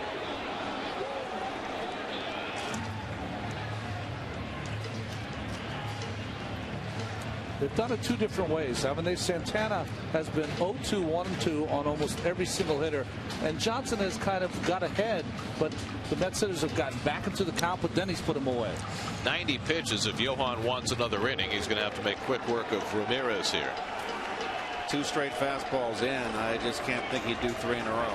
Bounce a changeup. There it is. 1-2. No intention of throwing that for a strike. Logan Morrison would be next.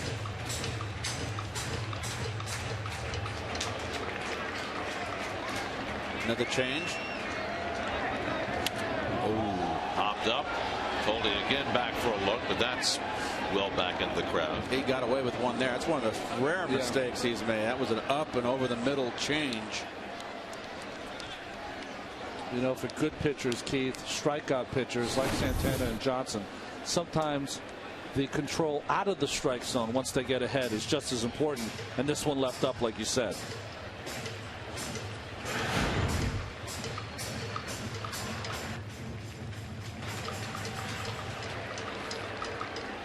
Santana taking a little more time in between this pitch. He knows how important this one is. 1-2. Too high with the fastball. 2-2 to Ramirez.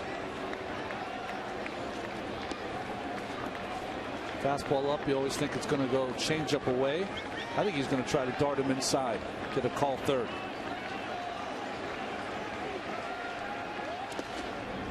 Bounces that one. It's 3-2. Pretty good at bat here by Hanley Ramirez. 2 in a row. And the fact that I say that is, even though he's got it to 3-2 after 0-2, it's how he's taking that changeup. He's not looks like he's not full. He's taking it with good balance. With Morrison up next, doubt that he's going to get a good pitch to hit here. Can't challenge him here. Scoreless game. 1 run can beat you. High fly ball, deep center field. Back goes Neuenhuis. Warning track. He'll get there. Side retired. Hanley Ramirez making a bid. Ballpark big enough to hold it. No score at Citi Field.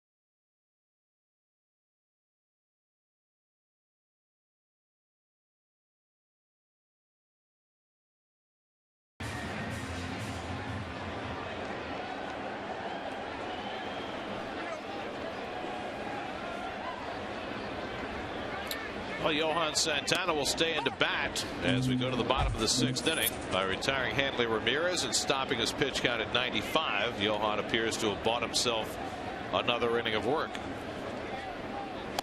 Oh, gosh. And Johnson quickly ahead of him 0-2. That's a good old-fashioned pitcher's duel here. My favorite kind of game. Kirk Neuenhuis on deck, then Ruben Tejada in the home 6th. And Santana shatters his bat. And Infante tosses him out for the first out. Barrel of the bat winding up in front of the Mets dugout. Draft day 2012. What will the Jets do with their picks? Stay on top of the latest draft news with up-to-the-minute updates, exclusive interviews, and reports from Florham Park on Jets Nation Draft Day 2012. Presented by Melrose Credit Union. Coverage begins Thursday at 6:30 only on SNY. There was a green color there, Gary, not orange and blue. I know. That draft is until June and doesn't get quite the coverage, does it? Neuenhuis bounces one foul. By the way, there's a very important news in the National League East tonight. Ryan Zimmerman is going for an MRI on his shoulder, and Davey Johnson said it doesn't look good. That is big. Well, we have watched Ryan the last couple of years. He had a couple of rib cage injuries, changed the way he threw the ball to first base, a very unnatural movement, and hope that did not lead to his shoulder problems. Nieuwenhuis tries to stop it, but he went around. C.B. Buckner with the call, and it's 1-2. Goodness. Let's see.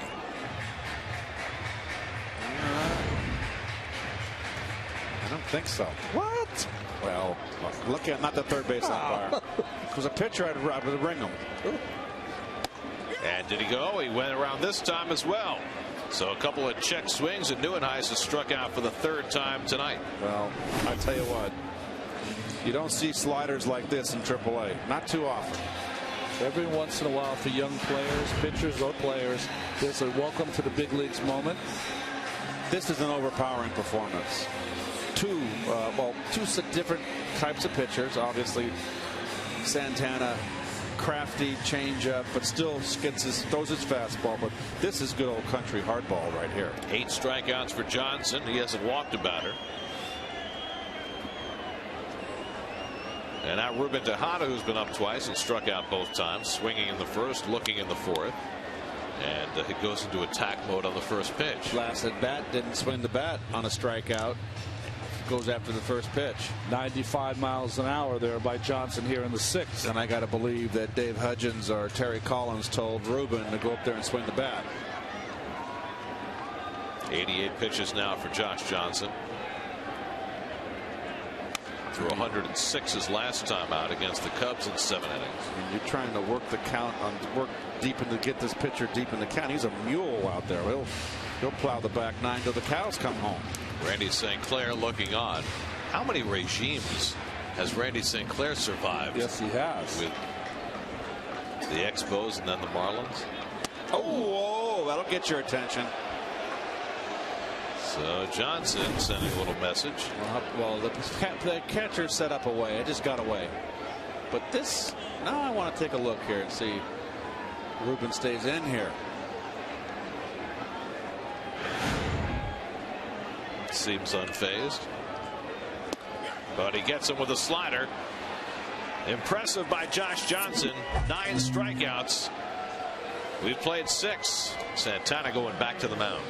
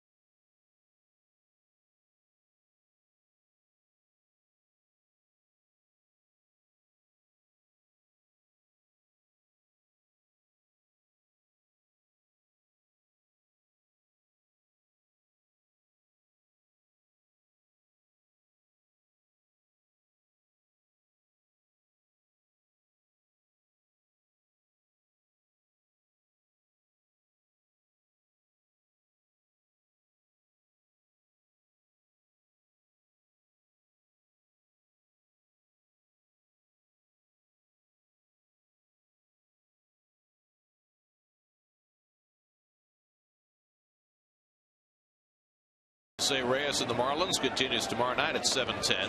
Visit Mets.com or call 718-507-TIXX for your tickets. Now, there are your city probables for the rest of the series. Mark Burley and R.A. Dickey tomorrow night. Ricky Nolasco and John Neese on Thursday afternoon. Logan Morrison leads off the 7th against Johan Santana. For more on the guy they call Lomo, let's check in with Kevin. No, we've seen Jose Reyes obviously here, guys, so we know what he's about. We know how he is in the clubhouse and on the field and off. But I asked a couple Marlins players their take on what it's been like so far and what they notice about him. And Morrison said, there's just something about his bounce and his smile. He said, if I tried to do it, people would be like, what's this dude's deal? It wouldn't work for me, but it works for him. And he said the other thing is this. He really keeps it in perspective because every day he's happy to be here and he's happy to be playing the game. I don't think there's enough guys in the league like that really appreciate it every day. Guys.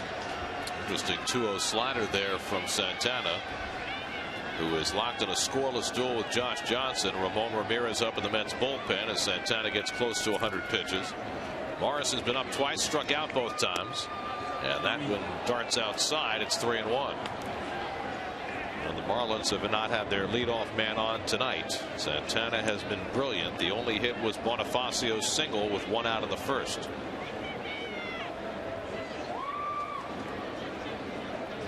(3-1) to Morrison, and it's ripped, and Murphy with a great grab, 1 out. Playing on the outfield grass as he's done often. And just enough stretch to get it. You see Murph around, 10 feet on the outfield grass. This ball is ripped. It wouldn't have mattered if he was on the dirt. He would have had it. Nicely done.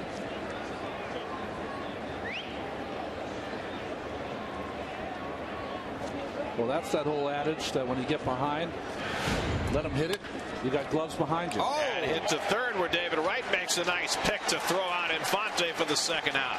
Well, there have been some hard-hit balls against Santana tonight, starting with that first out of the game that Neuenhuis made the great play on, and he's gotten 2 of them here in the 7th. Nice play, David. Kept the glove down. Kept it down. Very nice. Don't bite your tongue. Sometimes you don't even have to look it into your glove. 2 out and nobody on. Stanton breaks his bat but rips one through the hole, and the Marlins have their 2nd hit. So Stanton, who lined out in his previous at bat, this time loses a bat but gains a hit.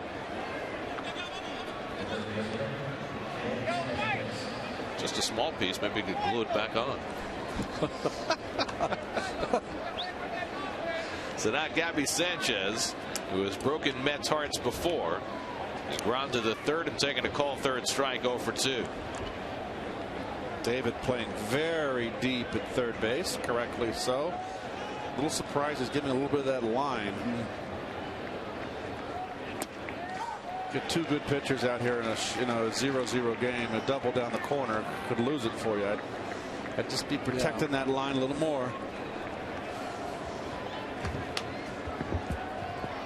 It's the only Derek Jeter among active players has a higher batting average against the Mets than Gabby Sanchez.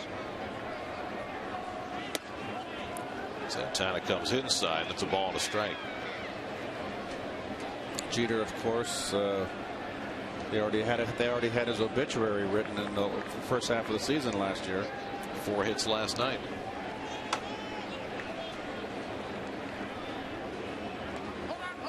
Time call. Said timeout, yo. I like that by then, Iasonia. The one pitch I would stay away from is that little slider he threw to Ramirez. Gabby Sanchez is vulnerable to the real good fastball. Mike Dunn, the lefty, up in the Marlins bullpen.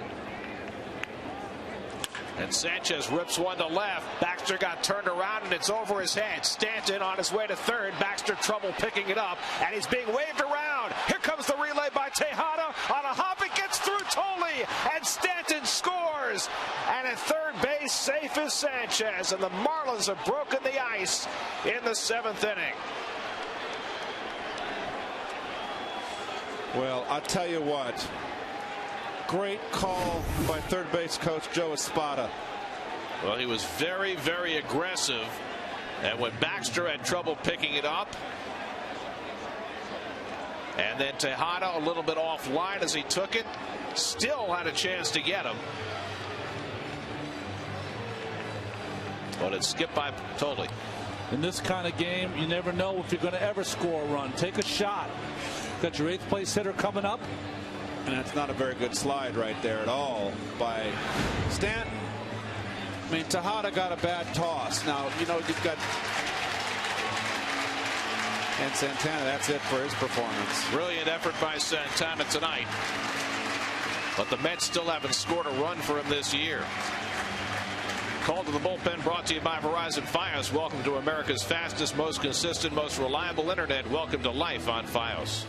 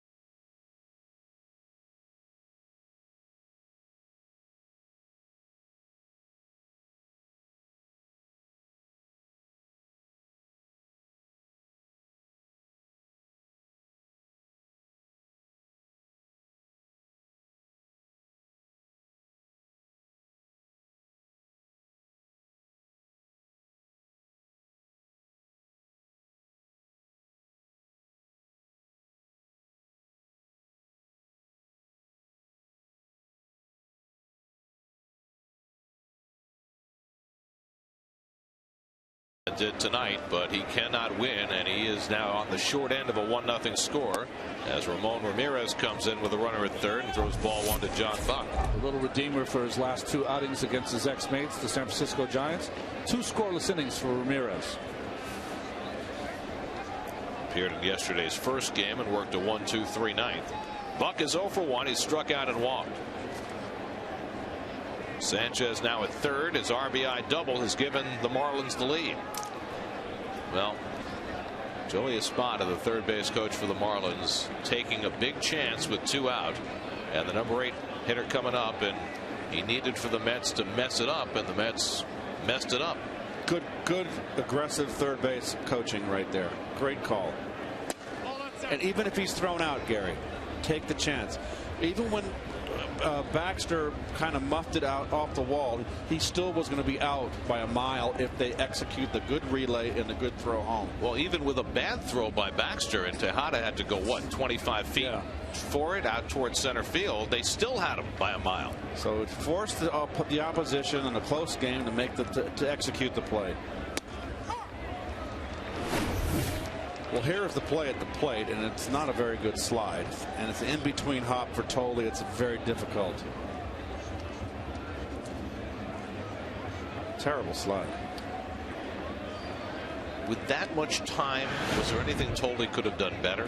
I get a lot of flack from catching coaches everywhere as Buck will ground out here at the end of the inning, and that is, take that mask off. It makes it a lot easier to catch that in between hop. I know you're trying to protect yourself, but it makes it a hard play. Gabby Sanchez with another big hit against the Mets to give the Marlins the lead and end Santana's day.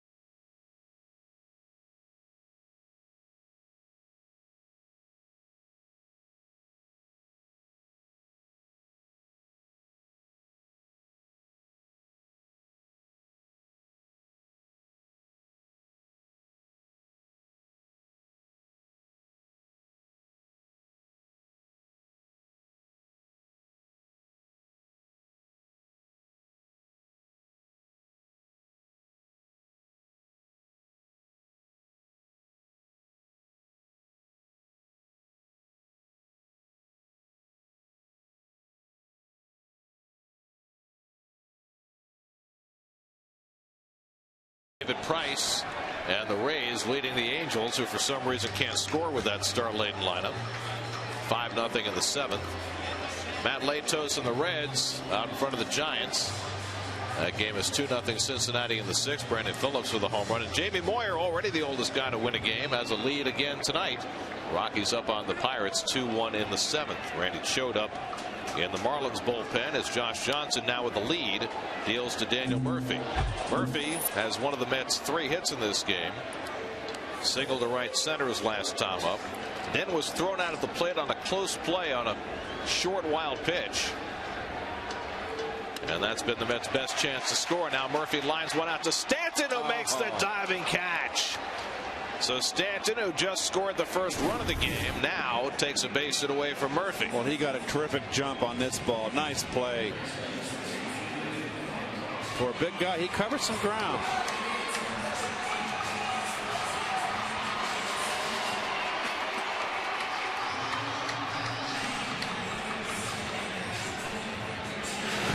So 1 out and nobody on as Stanton makes the grab, and now David Wright, who's 1 for 2. Singled to center his last time up. Johnson has struck out 9. He's walked none, and now has the lead. 6 of those 9 are the first 2 hitters. I mean, that's your job as a pitcher, right? Keep those leadoff guys off base. First time the Mets have had Newman Heights and Tejada 1 and 2 this year, and Johnson has completely stymied them. David leans back, and it's 2-0.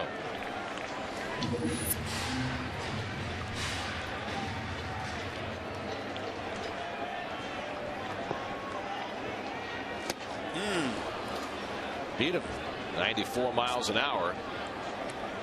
That's 2-0. 1-run lead in the 7th. A little extra mileage on it. Mr. Johnson is back in town. To his left goes Reyes, and he throws out his former left side of the infield buddy for the second out. Let's go back to that play at the plate with Joe Espada waving Stanton home. So we get an idea, perspective of where Stanton is on this play. Now, he's not going to score if it's fielded properly. Now, but Espada made his choice when he bobbled, but he's still out by a mile. He hasn't even hit third base yet as Tejada's ready to catch the ball. Tejada has to throw off balance. The throw's there. He's out. So Espada just took a chance in a tight ball game, and I think that's just a great gamble. You know, normally a relay man, in this case Tejada, catches the ball and throws in rhythm. He had to turn all the way around to make that throw. Yeah, right? He was so open that he had to close his front shoulder, and what you're trying to get as a shortstop is your second baseman's behind you. You saw Murphy there. Murphy's got to watch that play and be yelling to Tejada, home, home, home, home, which I'm sure he did because there was no hesitation by Tejada. He just had to right himself without falling down. 2-1 now to Duda, who's 0 for 2. Well, Josh Johnson has dominated the Mets, but he's also dominated the entire division. Wow. 25-8 lifetime against the NL East. Now he's behind on Duda 3-1. He has not walked about it tonight. This is only his 4th 3-ball count.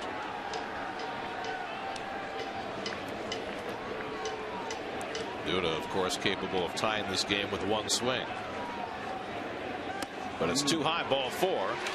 So after Johnson retired 9 in a row, he issues his first walk of the game, and the tying run is aboard with Ike Davis coming up. And Ozzie Guillen heading out.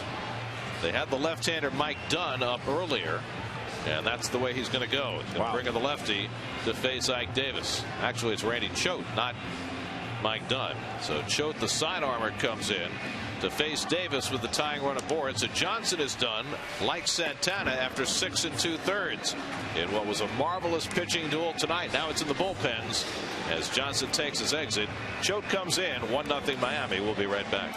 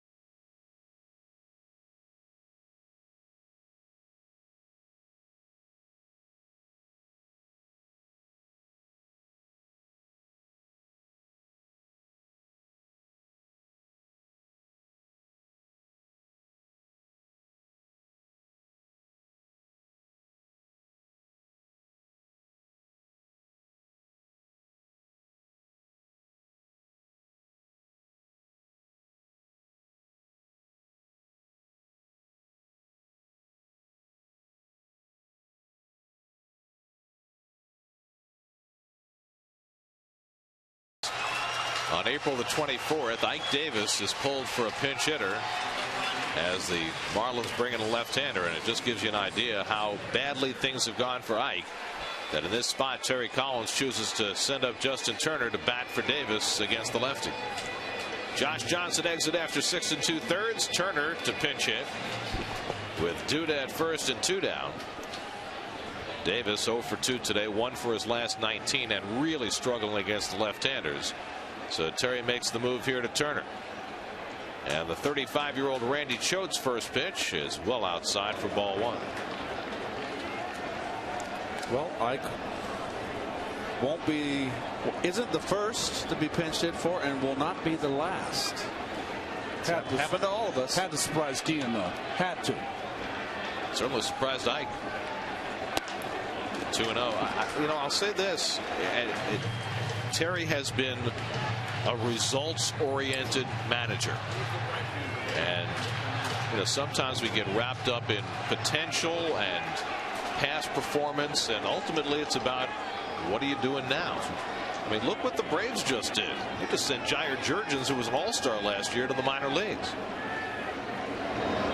And I'm not suggesting that the Mets are going to do the same with Ike, but, ultimately, you're responsible for your performance. Steve Cishek up at the bullpen for Miami. He's ready to go. He is ready to go. Well, you got the left-hand hitter following Baxter, and Harrison's got to have a bat in his hand. You would think. 3-0, and Turner takes a strike. Choate pitched very well for the Marlins when he was healthy last year. Very much a one batter at a time kind of pitcher at this point in his career.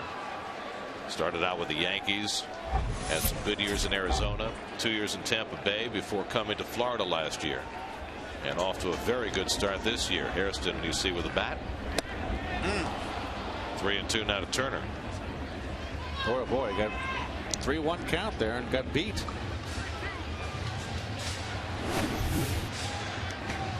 Outside corner. Tardy.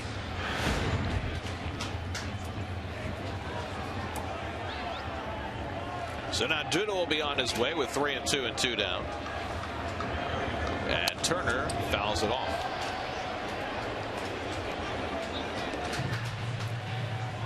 Josh Johnson threw 102 pitches over 6 2/3, 3 hits, 1 walk, 9 strikeouts, and hoping Choate can keep his runner from scoring.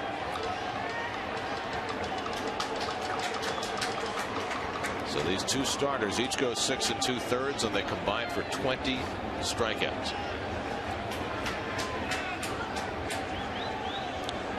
Sanchez continues to hold against Duda, who will be running. And it's outside, ball 4, and that pushes the tying run to second base. So Johnson walks his last man, and Choate walks his first. You take these specialty left-handers away from their matchups, not so special. Well, now Hairston will be announced as the pinch hitter for Baxter, and you would certainly expect Ozzie Guillen to bring in the right-hander Cishek, and he will do just that. So Ozzie heads out to the mound. So Choate faces one batter, can't retire him, and now he'll bring in his side-arming right-hander Cishek to face the right-hand hitter Hairston, and then a decision upcoming for Terry Collins. He's got one left-handed bat on the bench, Jordani Valdespin. We'll see whether he goes that way against Cishek. 1-0 Miami in the 7th. We'll be right back.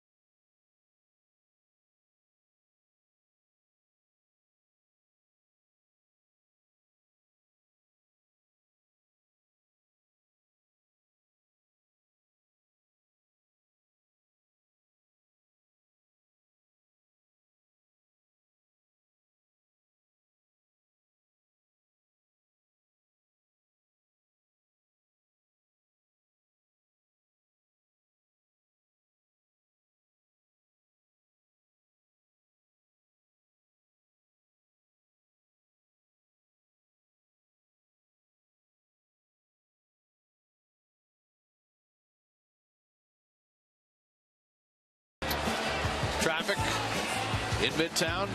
It's hard to believe. That's Lexington. How many medallion cabs are there in the city? That's a good question. Never enough on a rainy night is the answer. That's right. 25-year-old Steve Cishek, the pride of Falmouth, Mass, comes in. 48 appearances last year. They said he has been outstanding. This will be his 10th game in their first 16. 2 on and 2 out. Mets down 1-0. Scott Hairston announces the pinch hitter. Terry Collins opts to stay with him rather than the untested Jordani Valdespin. And Hairston takes the slider off the plate for ball 1. So the side-arming lefty, Choate, walked the right-hand hitter Turner. And now the side-arming righty, Cishek, gets the right-hand batter Hairston. Mets have a left-hand hitter on deck in Tolle, and Mike Dunn is up in the bullpen for the Marlins. And that's 2 sliders off the plate from Cishek, and it's 2-0. There's Dunn, who is more of a conventional pitcher, hard thrower. And while Josh Johnson's run is standing at second base. So good hitters count for Hairston after seeing a couple of breaking balls. John Roush up in the Mets bullpen. And that's wide. Throw down to first, and Turner dives back in. Not a good throw by John Buck, and Sanchez did well to knock that down and keep it from going down the line.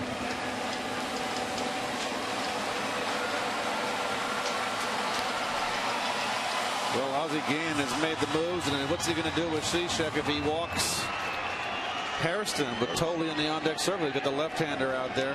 Bring it done. Yep, he's ready. Because he knows that the Mets aren't going to bat for Tolle. Here's the 3-0 to Hairston, taking, and it's outside. Ball 4. So 3 straight walks against 3 different pitchers, and the Mets now have the bases loaded. It's hard to believe. What's a manager to do? Randy St. Clair calling down to make sure that Dunn is ready. And he can always send his pitching coach out there and give him a little more time. I think he's ready. And they're going to stay with Cishek, looks like. With 2 choice words from Ozzie. There he goes. Here He's coming. He's coming. Drive a manager crazy.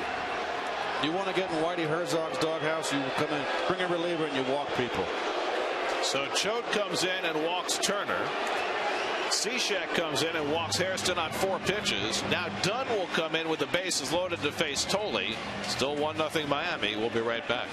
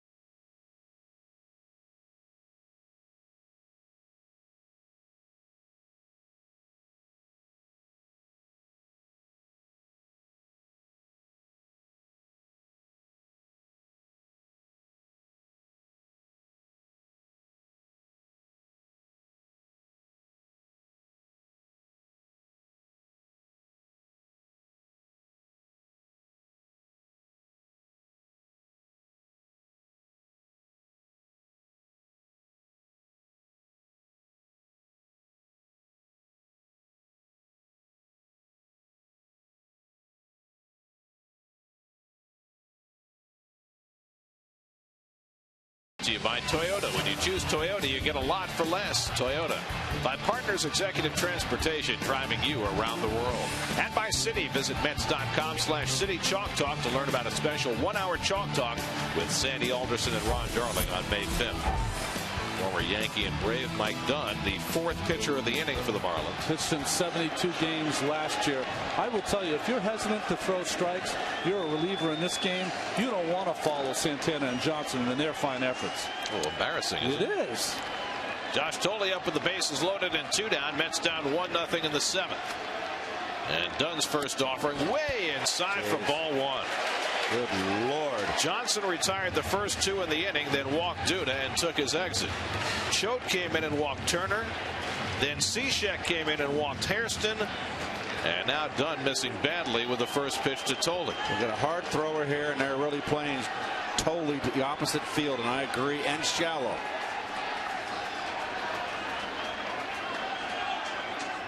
And Thole latches one foul.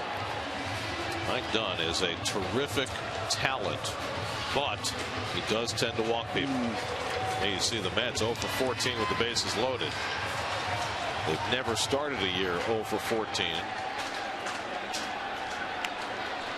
Boy, this will give you ulcers if you're a manager. Thole 1 for 2 tonight, an opposite field double in the 3rd. And that missed. 2-1. Mike Dunn came over along with Omar Infante in the deal that sent Dan Uggla to the Braves 2 winters ago. Duda at 3rd, Turner at 2nd, Hairston at 1st with 2 out. Thole 3 for 8 with runners in scoring position this season. And Josh moves out of the way, and it's 3-1. And a couple of these pitches by Dunn have not even been close. All 3 relievers. Choate, Cishek, and now Dunn. Josh Johnson's thinking maybe I should have stayed in for one more batter. Wasn't his choice. He would have. Now it's 3-1. And Thole hits it foul. And it's full.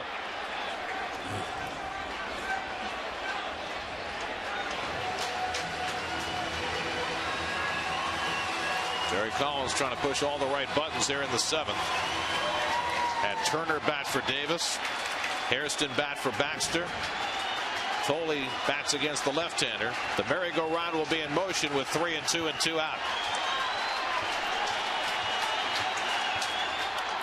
And they'll do it again. Nope. Josh right now is in his little Pete Rose stance. He is going to foul off an up and in fastball, anything in, fight it off, and try to get that ball away. Get a little base hit to left. Duda, Turner, and Hairston all get set to take off again.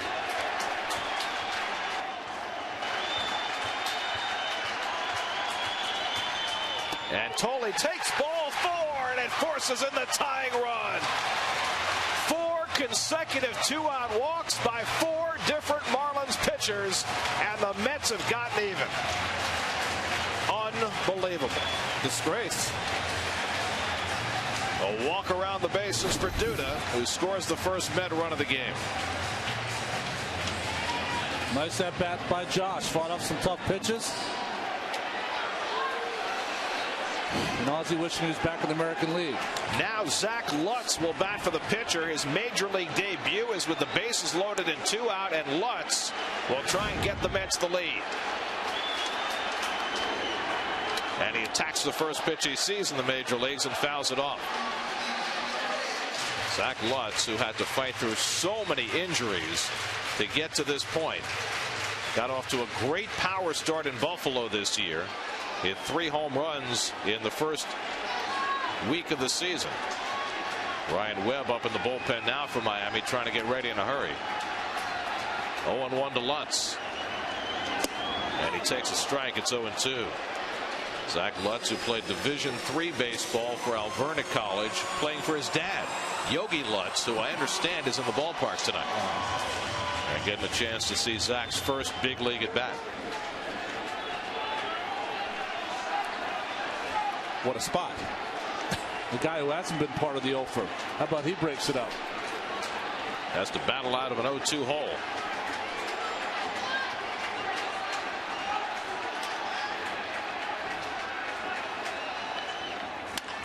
And Lutz bounces one foul. Zach Lutz has got a lot of power. He's primarily a third baseman. He can also play first base. Just called up today when Jason Bay went on the disabled list. That's forced to make a couple of player moves today with injuries to Bay and to Pelfrey. Yesterday we had Jeremy Hefner make his big league debut. Jordani Valdespin make his big league debut. Tonight it's Lutz's turn.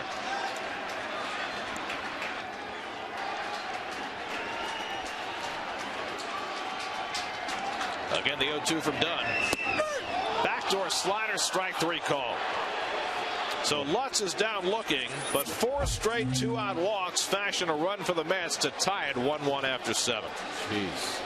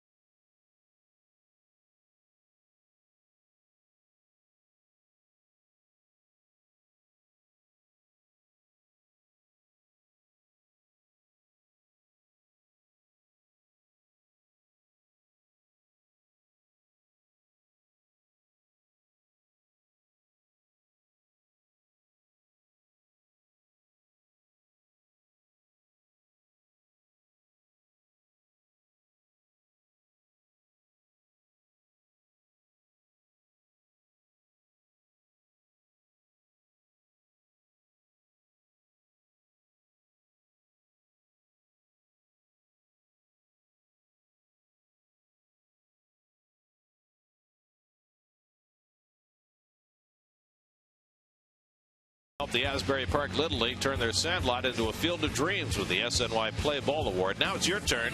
Help your youth baseball or softball league with a $5,000 grant. Apply for the SNY Play Ball Award presented by City today at sny.tv/playball. Justin Turner, pinch hit. He stays in the game at first base. Scott Hairston stays in left. And John Roush will pitch the 8th inning for New York. Roush still no ERA, 2-0. The record, 1 walk in those 8 1/3 innings pitched. Hasn't worked since Saturday when he gave up the pop fly to Brandon Belt that fell in and went for the game-tying double. Former Rookie of the Year Chris Coughlin, whose stock has fallen considerably, is the pinch hitter for the Marlins. Batting for Mike Dunn, the last of the 3 relief pitchers the Marlins used in that 7th inning. Edward Mujica getting ready to pitch the bottom of the 8th for Miami. Hard to use relief there, isn't it? Subsidiary pitcher. There's no relief there. Next guy. Changeup misses and it's 2-1. Well, Ozzie Guillen thought he was going to use 1 bullpen guy for 1 out. He winds up using 3. And I think he's a little incredulous about the whole thing. Should be a fine. All 3 of them. 2-2 to Coughlin. And then Dunn made a great pitch to get Lutz to finally get out of the inning. Right. So Coughlin leading off the inning. Reyes and Bonifacio to follow. And Roush goes full on Coughlin.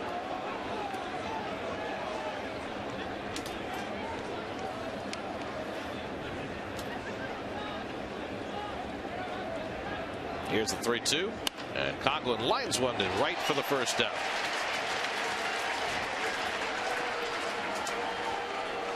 So 1 out and nobody on. Now Reyes with his 4th at bat.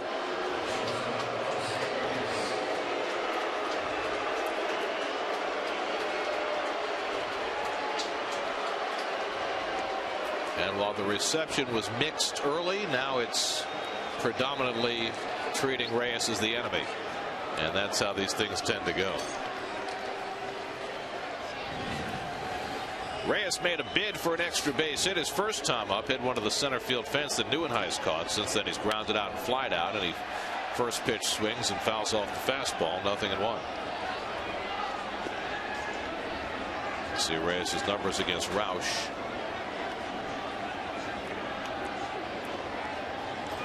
Well, for most of this night, it has been a fascinating game to watch with the battle between Santana and Johnson, but they're gone now. Now Reyes again takes center stage.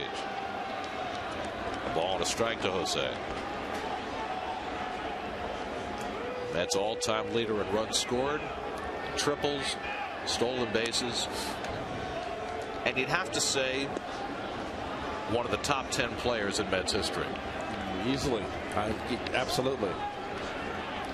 If you take pitchers out of the equation, might be top 5. Here's the 1-1, and it's taken below the knees. 2-1.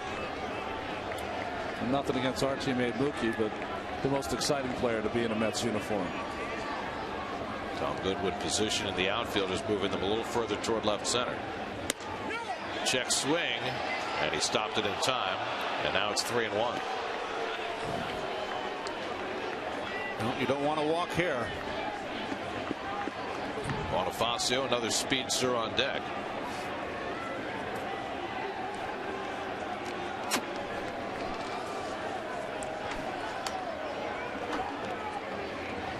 Three-1 to Reyes, and there's a strike. Full count.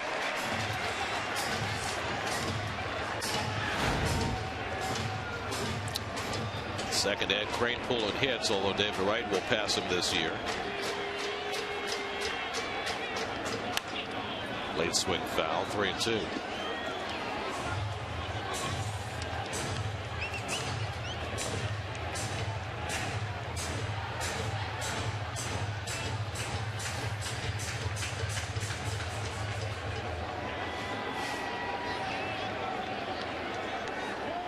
An interesting tableau right there, wasn't it? It really was. The injured Jason Bay provided some counsel to Ike Davis, who is just not accustomed to being pulled for a pinch hitter.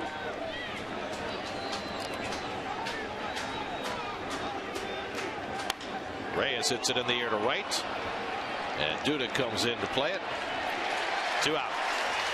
So Reyes now 0 for 4. Let's check in with the studio. Chris Carlin is there with the New York State Smokers Quit Line game break.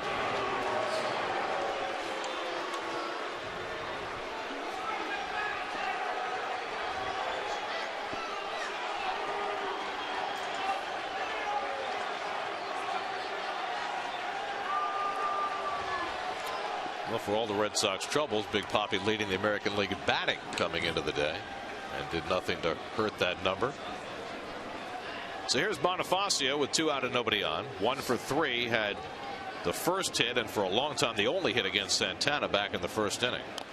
And he bunts one foul. Santana did not allow another hit until 2 out in the 7th. That was the broken bat hit by Giancarlo Stanton, and he came home on the double by Gabby Sanchez that gave the Marlins the lead in the top of the 7th and knocked Santana out of the game. The Mets with 4 straight 2-out walks, tying it in the bottom of the 7th.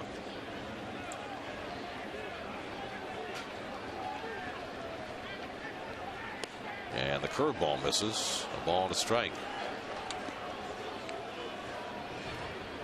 I often think sometimes Roush is 6'11" and pitches like he's 5'9". That's right. Don't be fooled, right? I think he's going to throw 110 miles an hour. He's a control pitcher. Yes.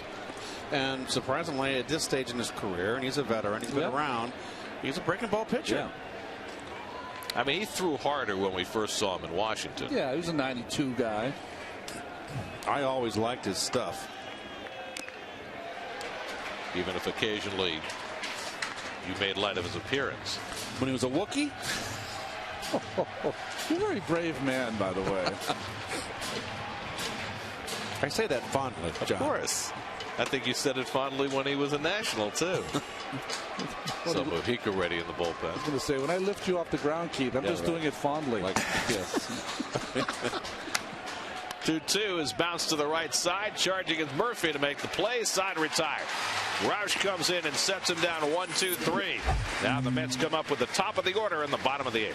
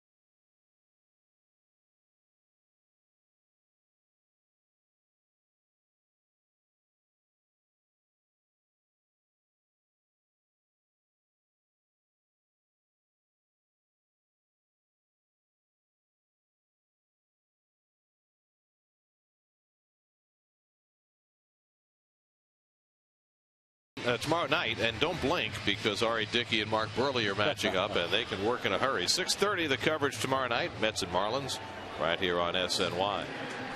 Let's answer our AT&T trivia question we asked before. Reyes, who was the last player to change teams after winning a batting title, got to go back to the early 90s. Willie McGee won a batting title. He actually left during the season. That's right. He was traded to Oakland, but he had enough at bats to qualify as the National League batting champ, and then he went to the Giants the following year. Edward Mojica will pitch the bottom of the 8th. Fastball split finger from Mojica. Kirk Neuenhuis happy to see Josh Johnson not in the game anymore. 3 at bats, 3 strikeouts for Neuenhuis against Johnson, who fanned 9. Trying to avoid the dreaded golden sombrero. A ball and a strike to Kirk with Tejada and Murphy to follow.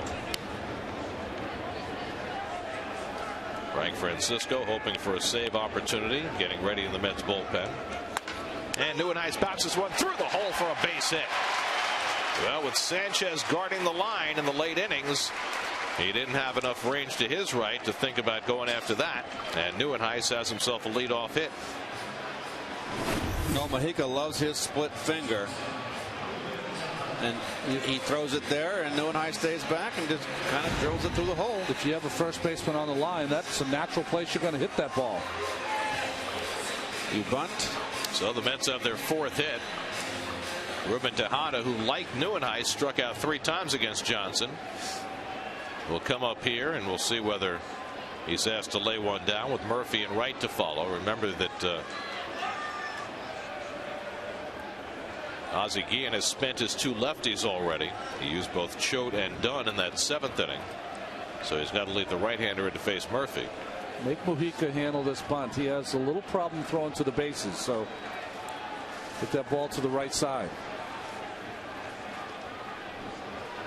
Mojica taking some time to concern himself with Neuenhuis. Mojica started out in Cleveland, went to San Diego for 2 years. His 2nd year with Florida, had a very good year last year.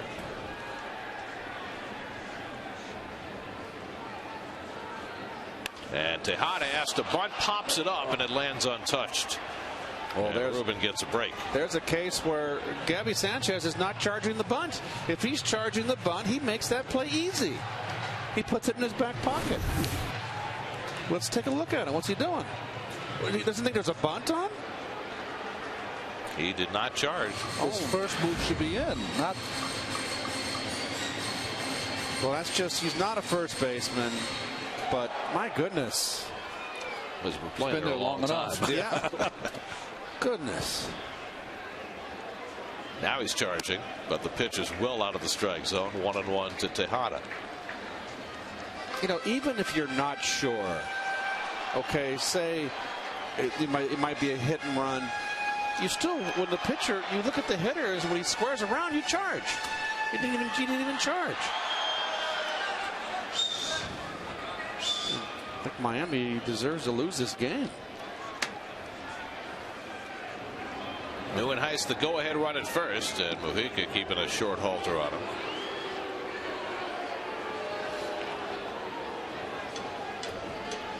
Mujica, the fifth Marlins pitcher of the night. Here comes Ramirez in to talk to Gabby Sanchez and the pitcher. I mean, it's pretty simple how you're going to defense this. Everyone charging, try to make a play at second. You can counter it with Collins if you want to take a shot at the title. Send Neuenhuis. Ruben can handle that bat. That's certainly an option, right?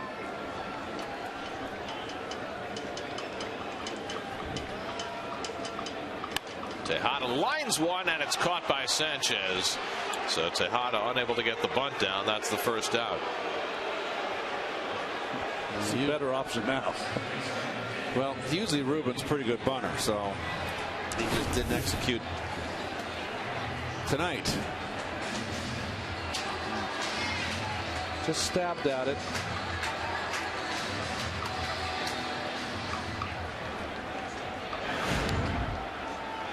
So 1 out and 1 out. Now Murphy, who was robbed of a base hit, a diving catch by Giancarlo Stanton his last time up.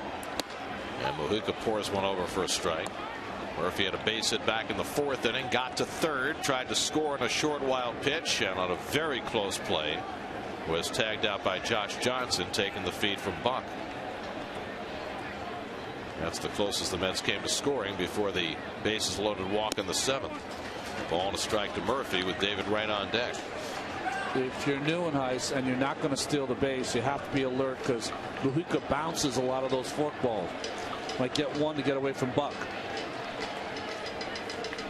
Good hit and run here. And now Mujica ahead 1-2. And now we'll take the hit and run off the table. Mets have had some success against Mujica in the past. Problem is, the most success belongs to Ike Davis, who left for a pinch hitter. Ike has 2 homers and 2 at-bats against Mujica.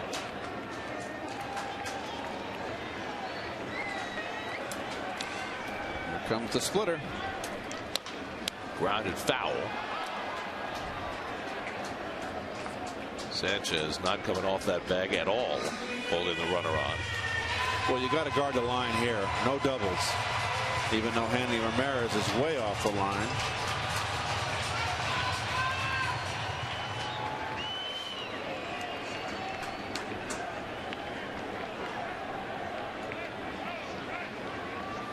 Now the 1-2. And Murphy fouls back the fastball.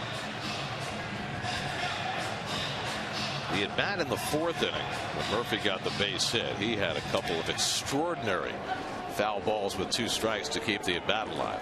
Fouled off a slider down and in. Fastball away where he broke his bat. And got a hanging slider. Maybe one of, 2, 3 bad pitches by Johnson in his 6 2/3 of work. Maybe.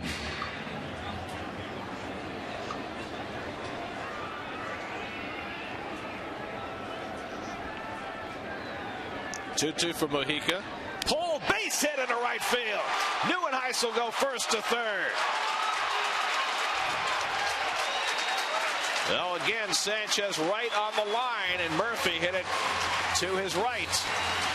And the Mets have the go-ahead run at third with 1 out. Well, good hitting by Murph. Not See, his foot is on the line. Can we run that back, guys? I mean, his left foot, Sanchez, is on the line. When you guard the line, you could be a foot or 2 feet off the line. That's the difference of making that play and not making it. Nice hitting by Murph again. So the Mets are a fly ball away from taking the lead here in the bottom of the 8th, and David Wright, still tied with Darryl Strawberry for the career RBI lead, will have a chance to get that go-ahead run home. Randy St. Clair, the pitching coach, out to talk to Mujica. There's nobody throwing in the Marlins bullpen, which has been inadequate at best tonight. Choate, Cishek, Dunn, Mujica have all struggled.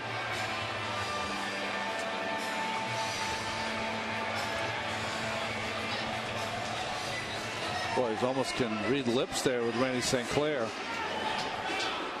You would think that you want Mujica's got to get to a count. We get David to try to put the split finger in play. That's the ball that he gets the ground balls on.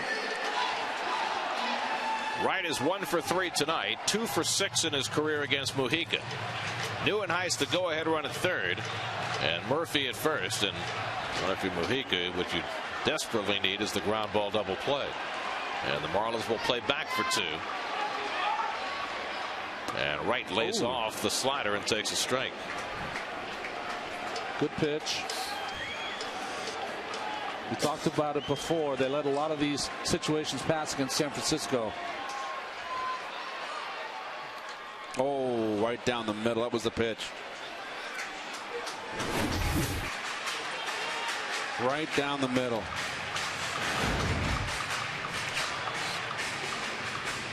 So Wright quickly finds himself in a 2-strike hole.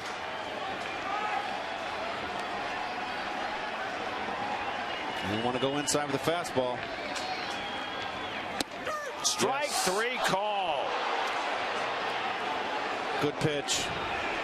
So Mujica fans Wright on 3 pitches, and now there are 2 out in the inning. That's a good call by John Buck, and perfectly executed by Mujica at plate. Caught a lot of the plate, but that at bat, to tell you the truth, it was like Mujica rushed right through it. Slider away, fastball middle, fastball in. So a huge strikeout for Mujica. Now 2 out in the inning. And here's Lucas Duda, who walked and scored the only Met run in the 7th. First and third and 2 out.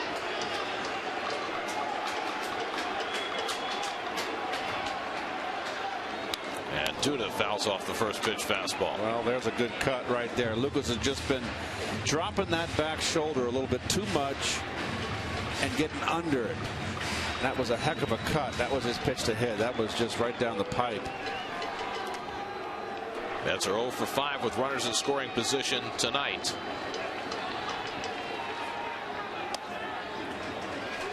A ball and a strike to Duda. Strength here for Duda, though, Keith, is that the split finger from Mujica is a ball that's down, a ball that Duda can handle. And pulling the ball down toward where the first baseman is, that's worked for the Mets in this inning. Good eye. Well, they've got the right side of the infield, of course. Sanchez is guarding the line, but Infante way over in the pull. Nieuwenhuis still at third. Murphy at first with 2 out. That's looking for a 2-out hit from Duda. Justin Turner would be next. And Duda hits it right back to Mujica, but it rolls into no man's land, and the go-ahead run scores. Mujica is hurt. The Mets have grabbed the lead. A bullet from Duda, and the Mets lead it 2-1.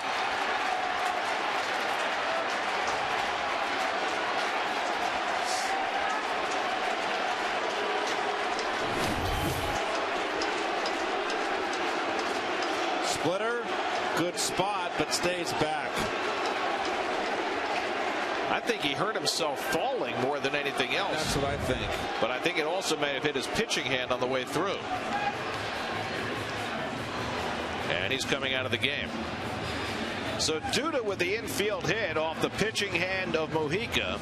The Mets have taken their first lead of the night, and the Marlins will have to make another pitching change. So Duda gets the 2-out hit. 2-1 New York in the 8th. We'll be right back.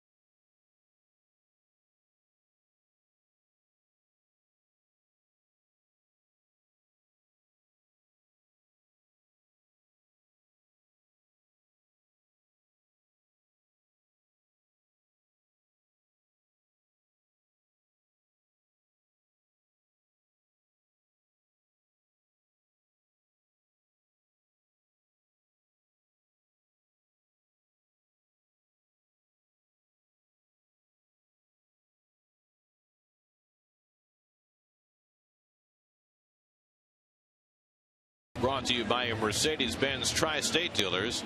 Visit them on the web at searchmercedes.com.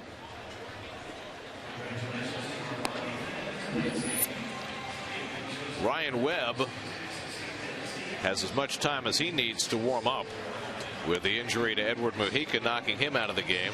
There's your Verizon Mets box score. Lucas Duda driving in the go-ahead run after scoring the Mets' first run. Both runs scoring in unusual fashion. The first on 4 straight walks, the second one on a base hit off the pitcher's throwing hand that rolled behind the mound and brought home Neuenhuis with the go-ahead run. Ryan Webb was so unprepared to come into this game that he ran in from the bullpen with his jacket on. I've never seen that before. Most relief pitchers come in, of course, and one of the young bat boys will go out and get his jacket. So an unusual sight. Don't forget Murphy with 2 hits in that 3rd slot with the jungling of the lineup. So Webb will take his time, and sometimes pitchers in this situation rush their warm-up pitches because, you know, everybody's standing around waiting for them. Right. But they have to be really careful to get warmed, especially on a cool evening. You know, sometimes it can work in your favor because, you know, you're so stuck on your routine out there to get ready for your, you know, to come in and pitch a game. All the pitchers for Miami have come in; they were ready to pitch, and you saw 3 walks in a row. So you never know what's gonna transpire. But Webb is a big guy, good sinker, slider. Well, he's another Padre too. This Marlin front office has dealt a lot for the former bullpen of the Padres. Webb, of course, and before Schott pitched with the Padres for a bit. But this has been a game where really the Marlins have really played poorly, and obviously the 4 walks to tie the game. But defensively, they made some mistakes that have really handed this game right into Mets' favor right now. They're 3 outs away from a victory. Meanwhile, one of the big stories tonight has been the return of Jose Reyes, and it's not a particularly large crowd tonight, but it's certainly been a vocal one where Reyes is concerned. Kevin Burkhardt is down closer to the action than we are. Kevin, what's been your perspective on the atmosphere regarding Reyes and surrounding him tonight? Well, I think initially, Gary, the initial plate reaction was pretty much 50-50. The boos, those sounded pretty loud, so that came across. But since then, it's been all boos. I mean, I haven't heard anything but boos since he's been up, and they've been loud, and they've gotten louder each plate appearance. You know, I've looked at Jose, too. He's kind of laughed it off. But, you know, I think deep down that bugs him a little bit. I mean, I think he wanted to come home and have the warm welcome, and that hasn't happened. Anything but, as a matter of fact. Well, I certainly think he didn't want Kirk Neuenhuis to catch that first ball he hit. Second pitch of the game from Santana that went to the fence in left center, and Neuenhuis really changed the nature of Reyes' night by making that catch. So now 2 out and 2 on. Justin Turner will bat against Ryan Webb, whose dad used to pitch in Flushing. Hank Webb pitched for the Mets. You remember Hank Webb, right? Yes, I do. The former New York Met, of course. Made the throwing error in the 25th inning against the Cardinals. Didn't he come up those 2 with Buzz Capra and about that same time? Around the mid-70s. So here's Turner, his second at bat. And there's been so much going on tonight. I mean, think about it. The injury to Pelfrey, the injury to Bay, the return of Reyes. And now, another little piece of intrigue. Santana pitched wonderfully. But Ike Davis leaving this game for a pinch hitter. Turner batted for him in the 7th, drew a walk, and stayed in the game at first base, and getting another turn at bat. Ultimately got the run home. 4 walks in that inning. A gift from the Marlin bullpen.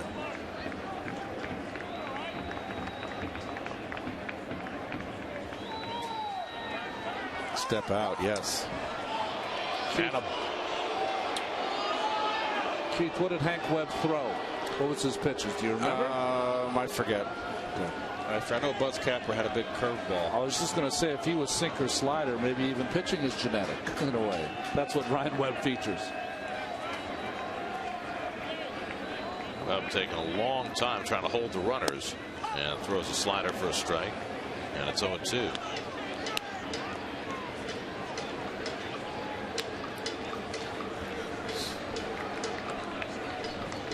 Marlins have now used 6 pitchers. Remember, Josh Johnson started the game and he was brilliant for 6 2/3. Nobody who's followed him has had much luck, least of all Edward Mujica, who left after taking him off his pitching hand. hit sharply, but right at Infante. And he makes the play on Turner to end the inning. But the Mets scratch out the go-ahead run. Duda drives it home. Now Francisco will try and save it in the ninth. 2-1 New York.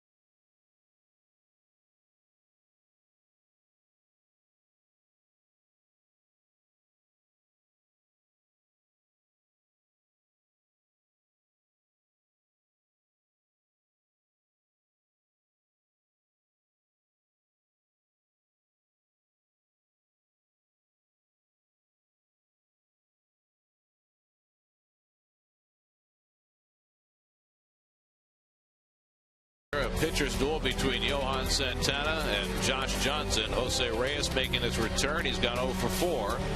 And the Mets able to rally late after Stanton slid home with the game's first run. The Mets have taken a 2-1 lead as we go to the ninth. And Frank Francisco will come in to try to save it. Daniel Murphy slides over from second to first. And Jordani Valdespin will come into play second. He'll bat ninth. Francisco hits in the 6th hole where Turner came out of the game. Francisco is going to try to right the ship here. He's given up runs in his last 4 outings. Hanley Ramirez first man up in the ninth, and he swings and misses the high fastball. 0-1. Guys, we saw over the weekend Terry Collins lifted Francisco for Roush in the situation. I asked Terry about taking a closer out. He said, look, guys have roles, especially with the closer. You live and die with them. But I also have to think about the other 24 guys in the team.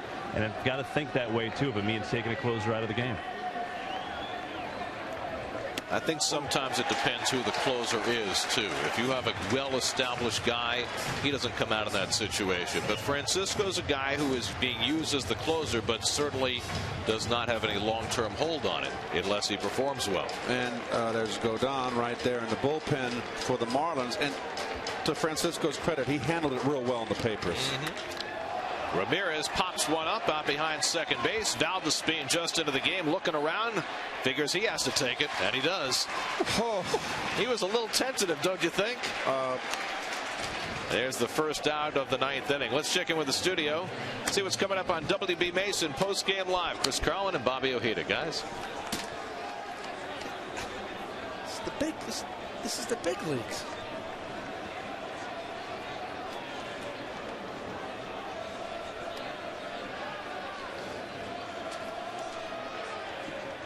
One out in the ninth, and now Logan Morrison, who's 0 for 3, hit a bullet that Daniel Murphy caught at second base his last time up.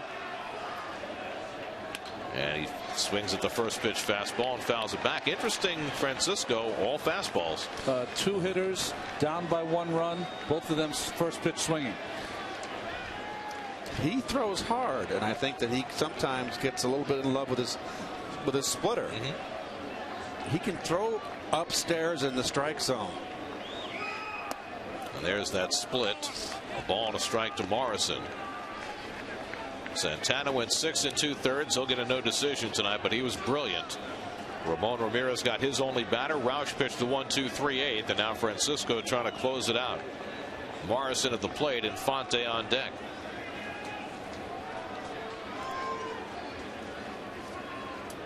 Now the 1-1. Oh, just missed inside with the fastball. It's been a wide plate for most of the night for Dan Iasonia. Not that time.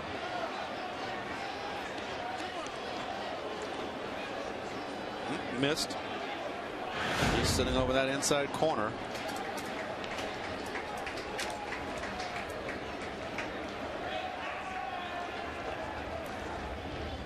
And that time he dents the inside corner. It's 2-2. I don't know what he could be looking for, but obviously he was looking for an off speed, a secondary pitch, and he got a fastball to handle in his zone down over the middle.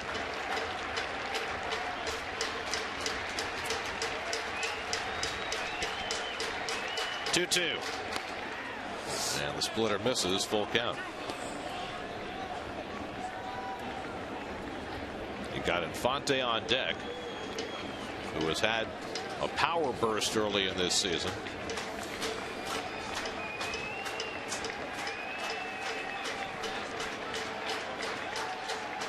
Three and two the count to Morrison with one out.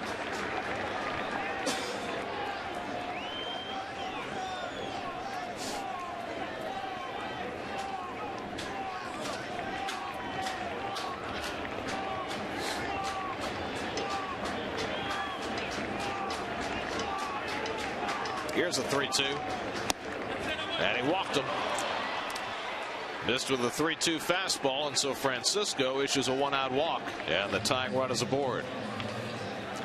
Coming up tonight, Geico Sports Night, the only show that's only New York sports. Tonight, Rangers get set for Game 7 against the Senators. A nod toward the Knicks interim coach. And the Devils trying to stave off elimination. Geico Sports Night tonight after the postgame only on SNY.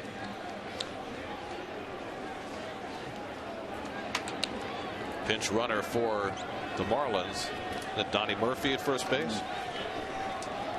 Murphy running from Morrison, carrying the tying run as Infante steps in. Infante is 0 for 3. And he lays off the high splitter, and he gets a strike call. 0-1.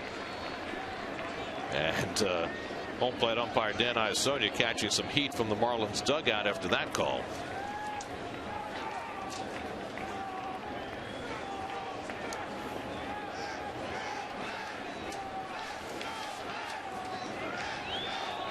One out and one on, and Infante pops it up right along the line.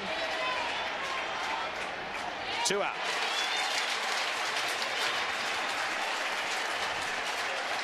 So Francisco has generated a couple of pop-ups here in the ninth, but now he's got to deal with the dangerous Giancarlo Stanton.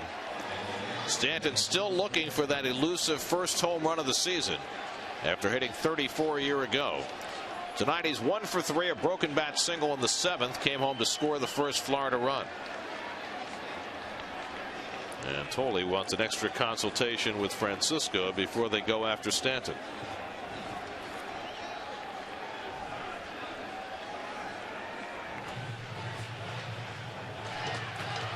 Game plan with Stanton here?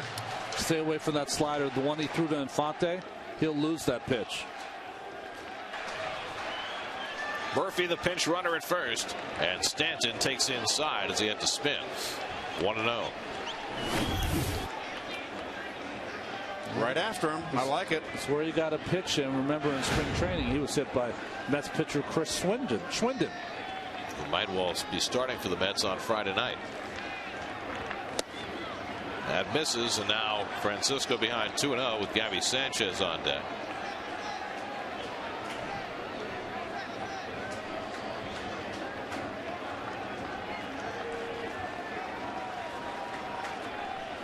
Dangerous pitch here for Francisco. And Stanton takes a strike. 2-1.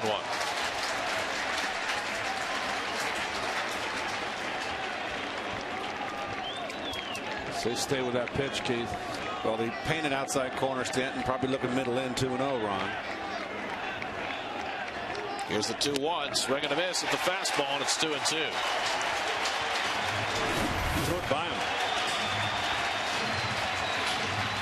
He's got a hole there. Yes, he does. Go back there. I'm going to get beat. I get beat with my best pitch, my fastball. 2-2. Into the air to right field. Duda has it lined up. And the ball game is over. The Mets rally for a run in the 7th and a run in the 8th after a great pitcher's duel between Santana and Johnson.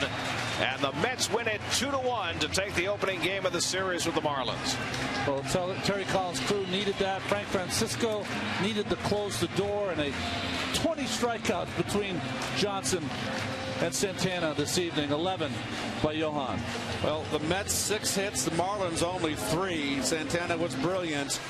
Marlins handed this game to the Mets. They tied it up in the bottom half of the 7th with 4 straight walks with 2 outs. And then, of course, Neuenhuis had 3 strikeouts, leads off the 9th inning. The bottom of the 8th with a base hit. Murphy gets a hit first and third.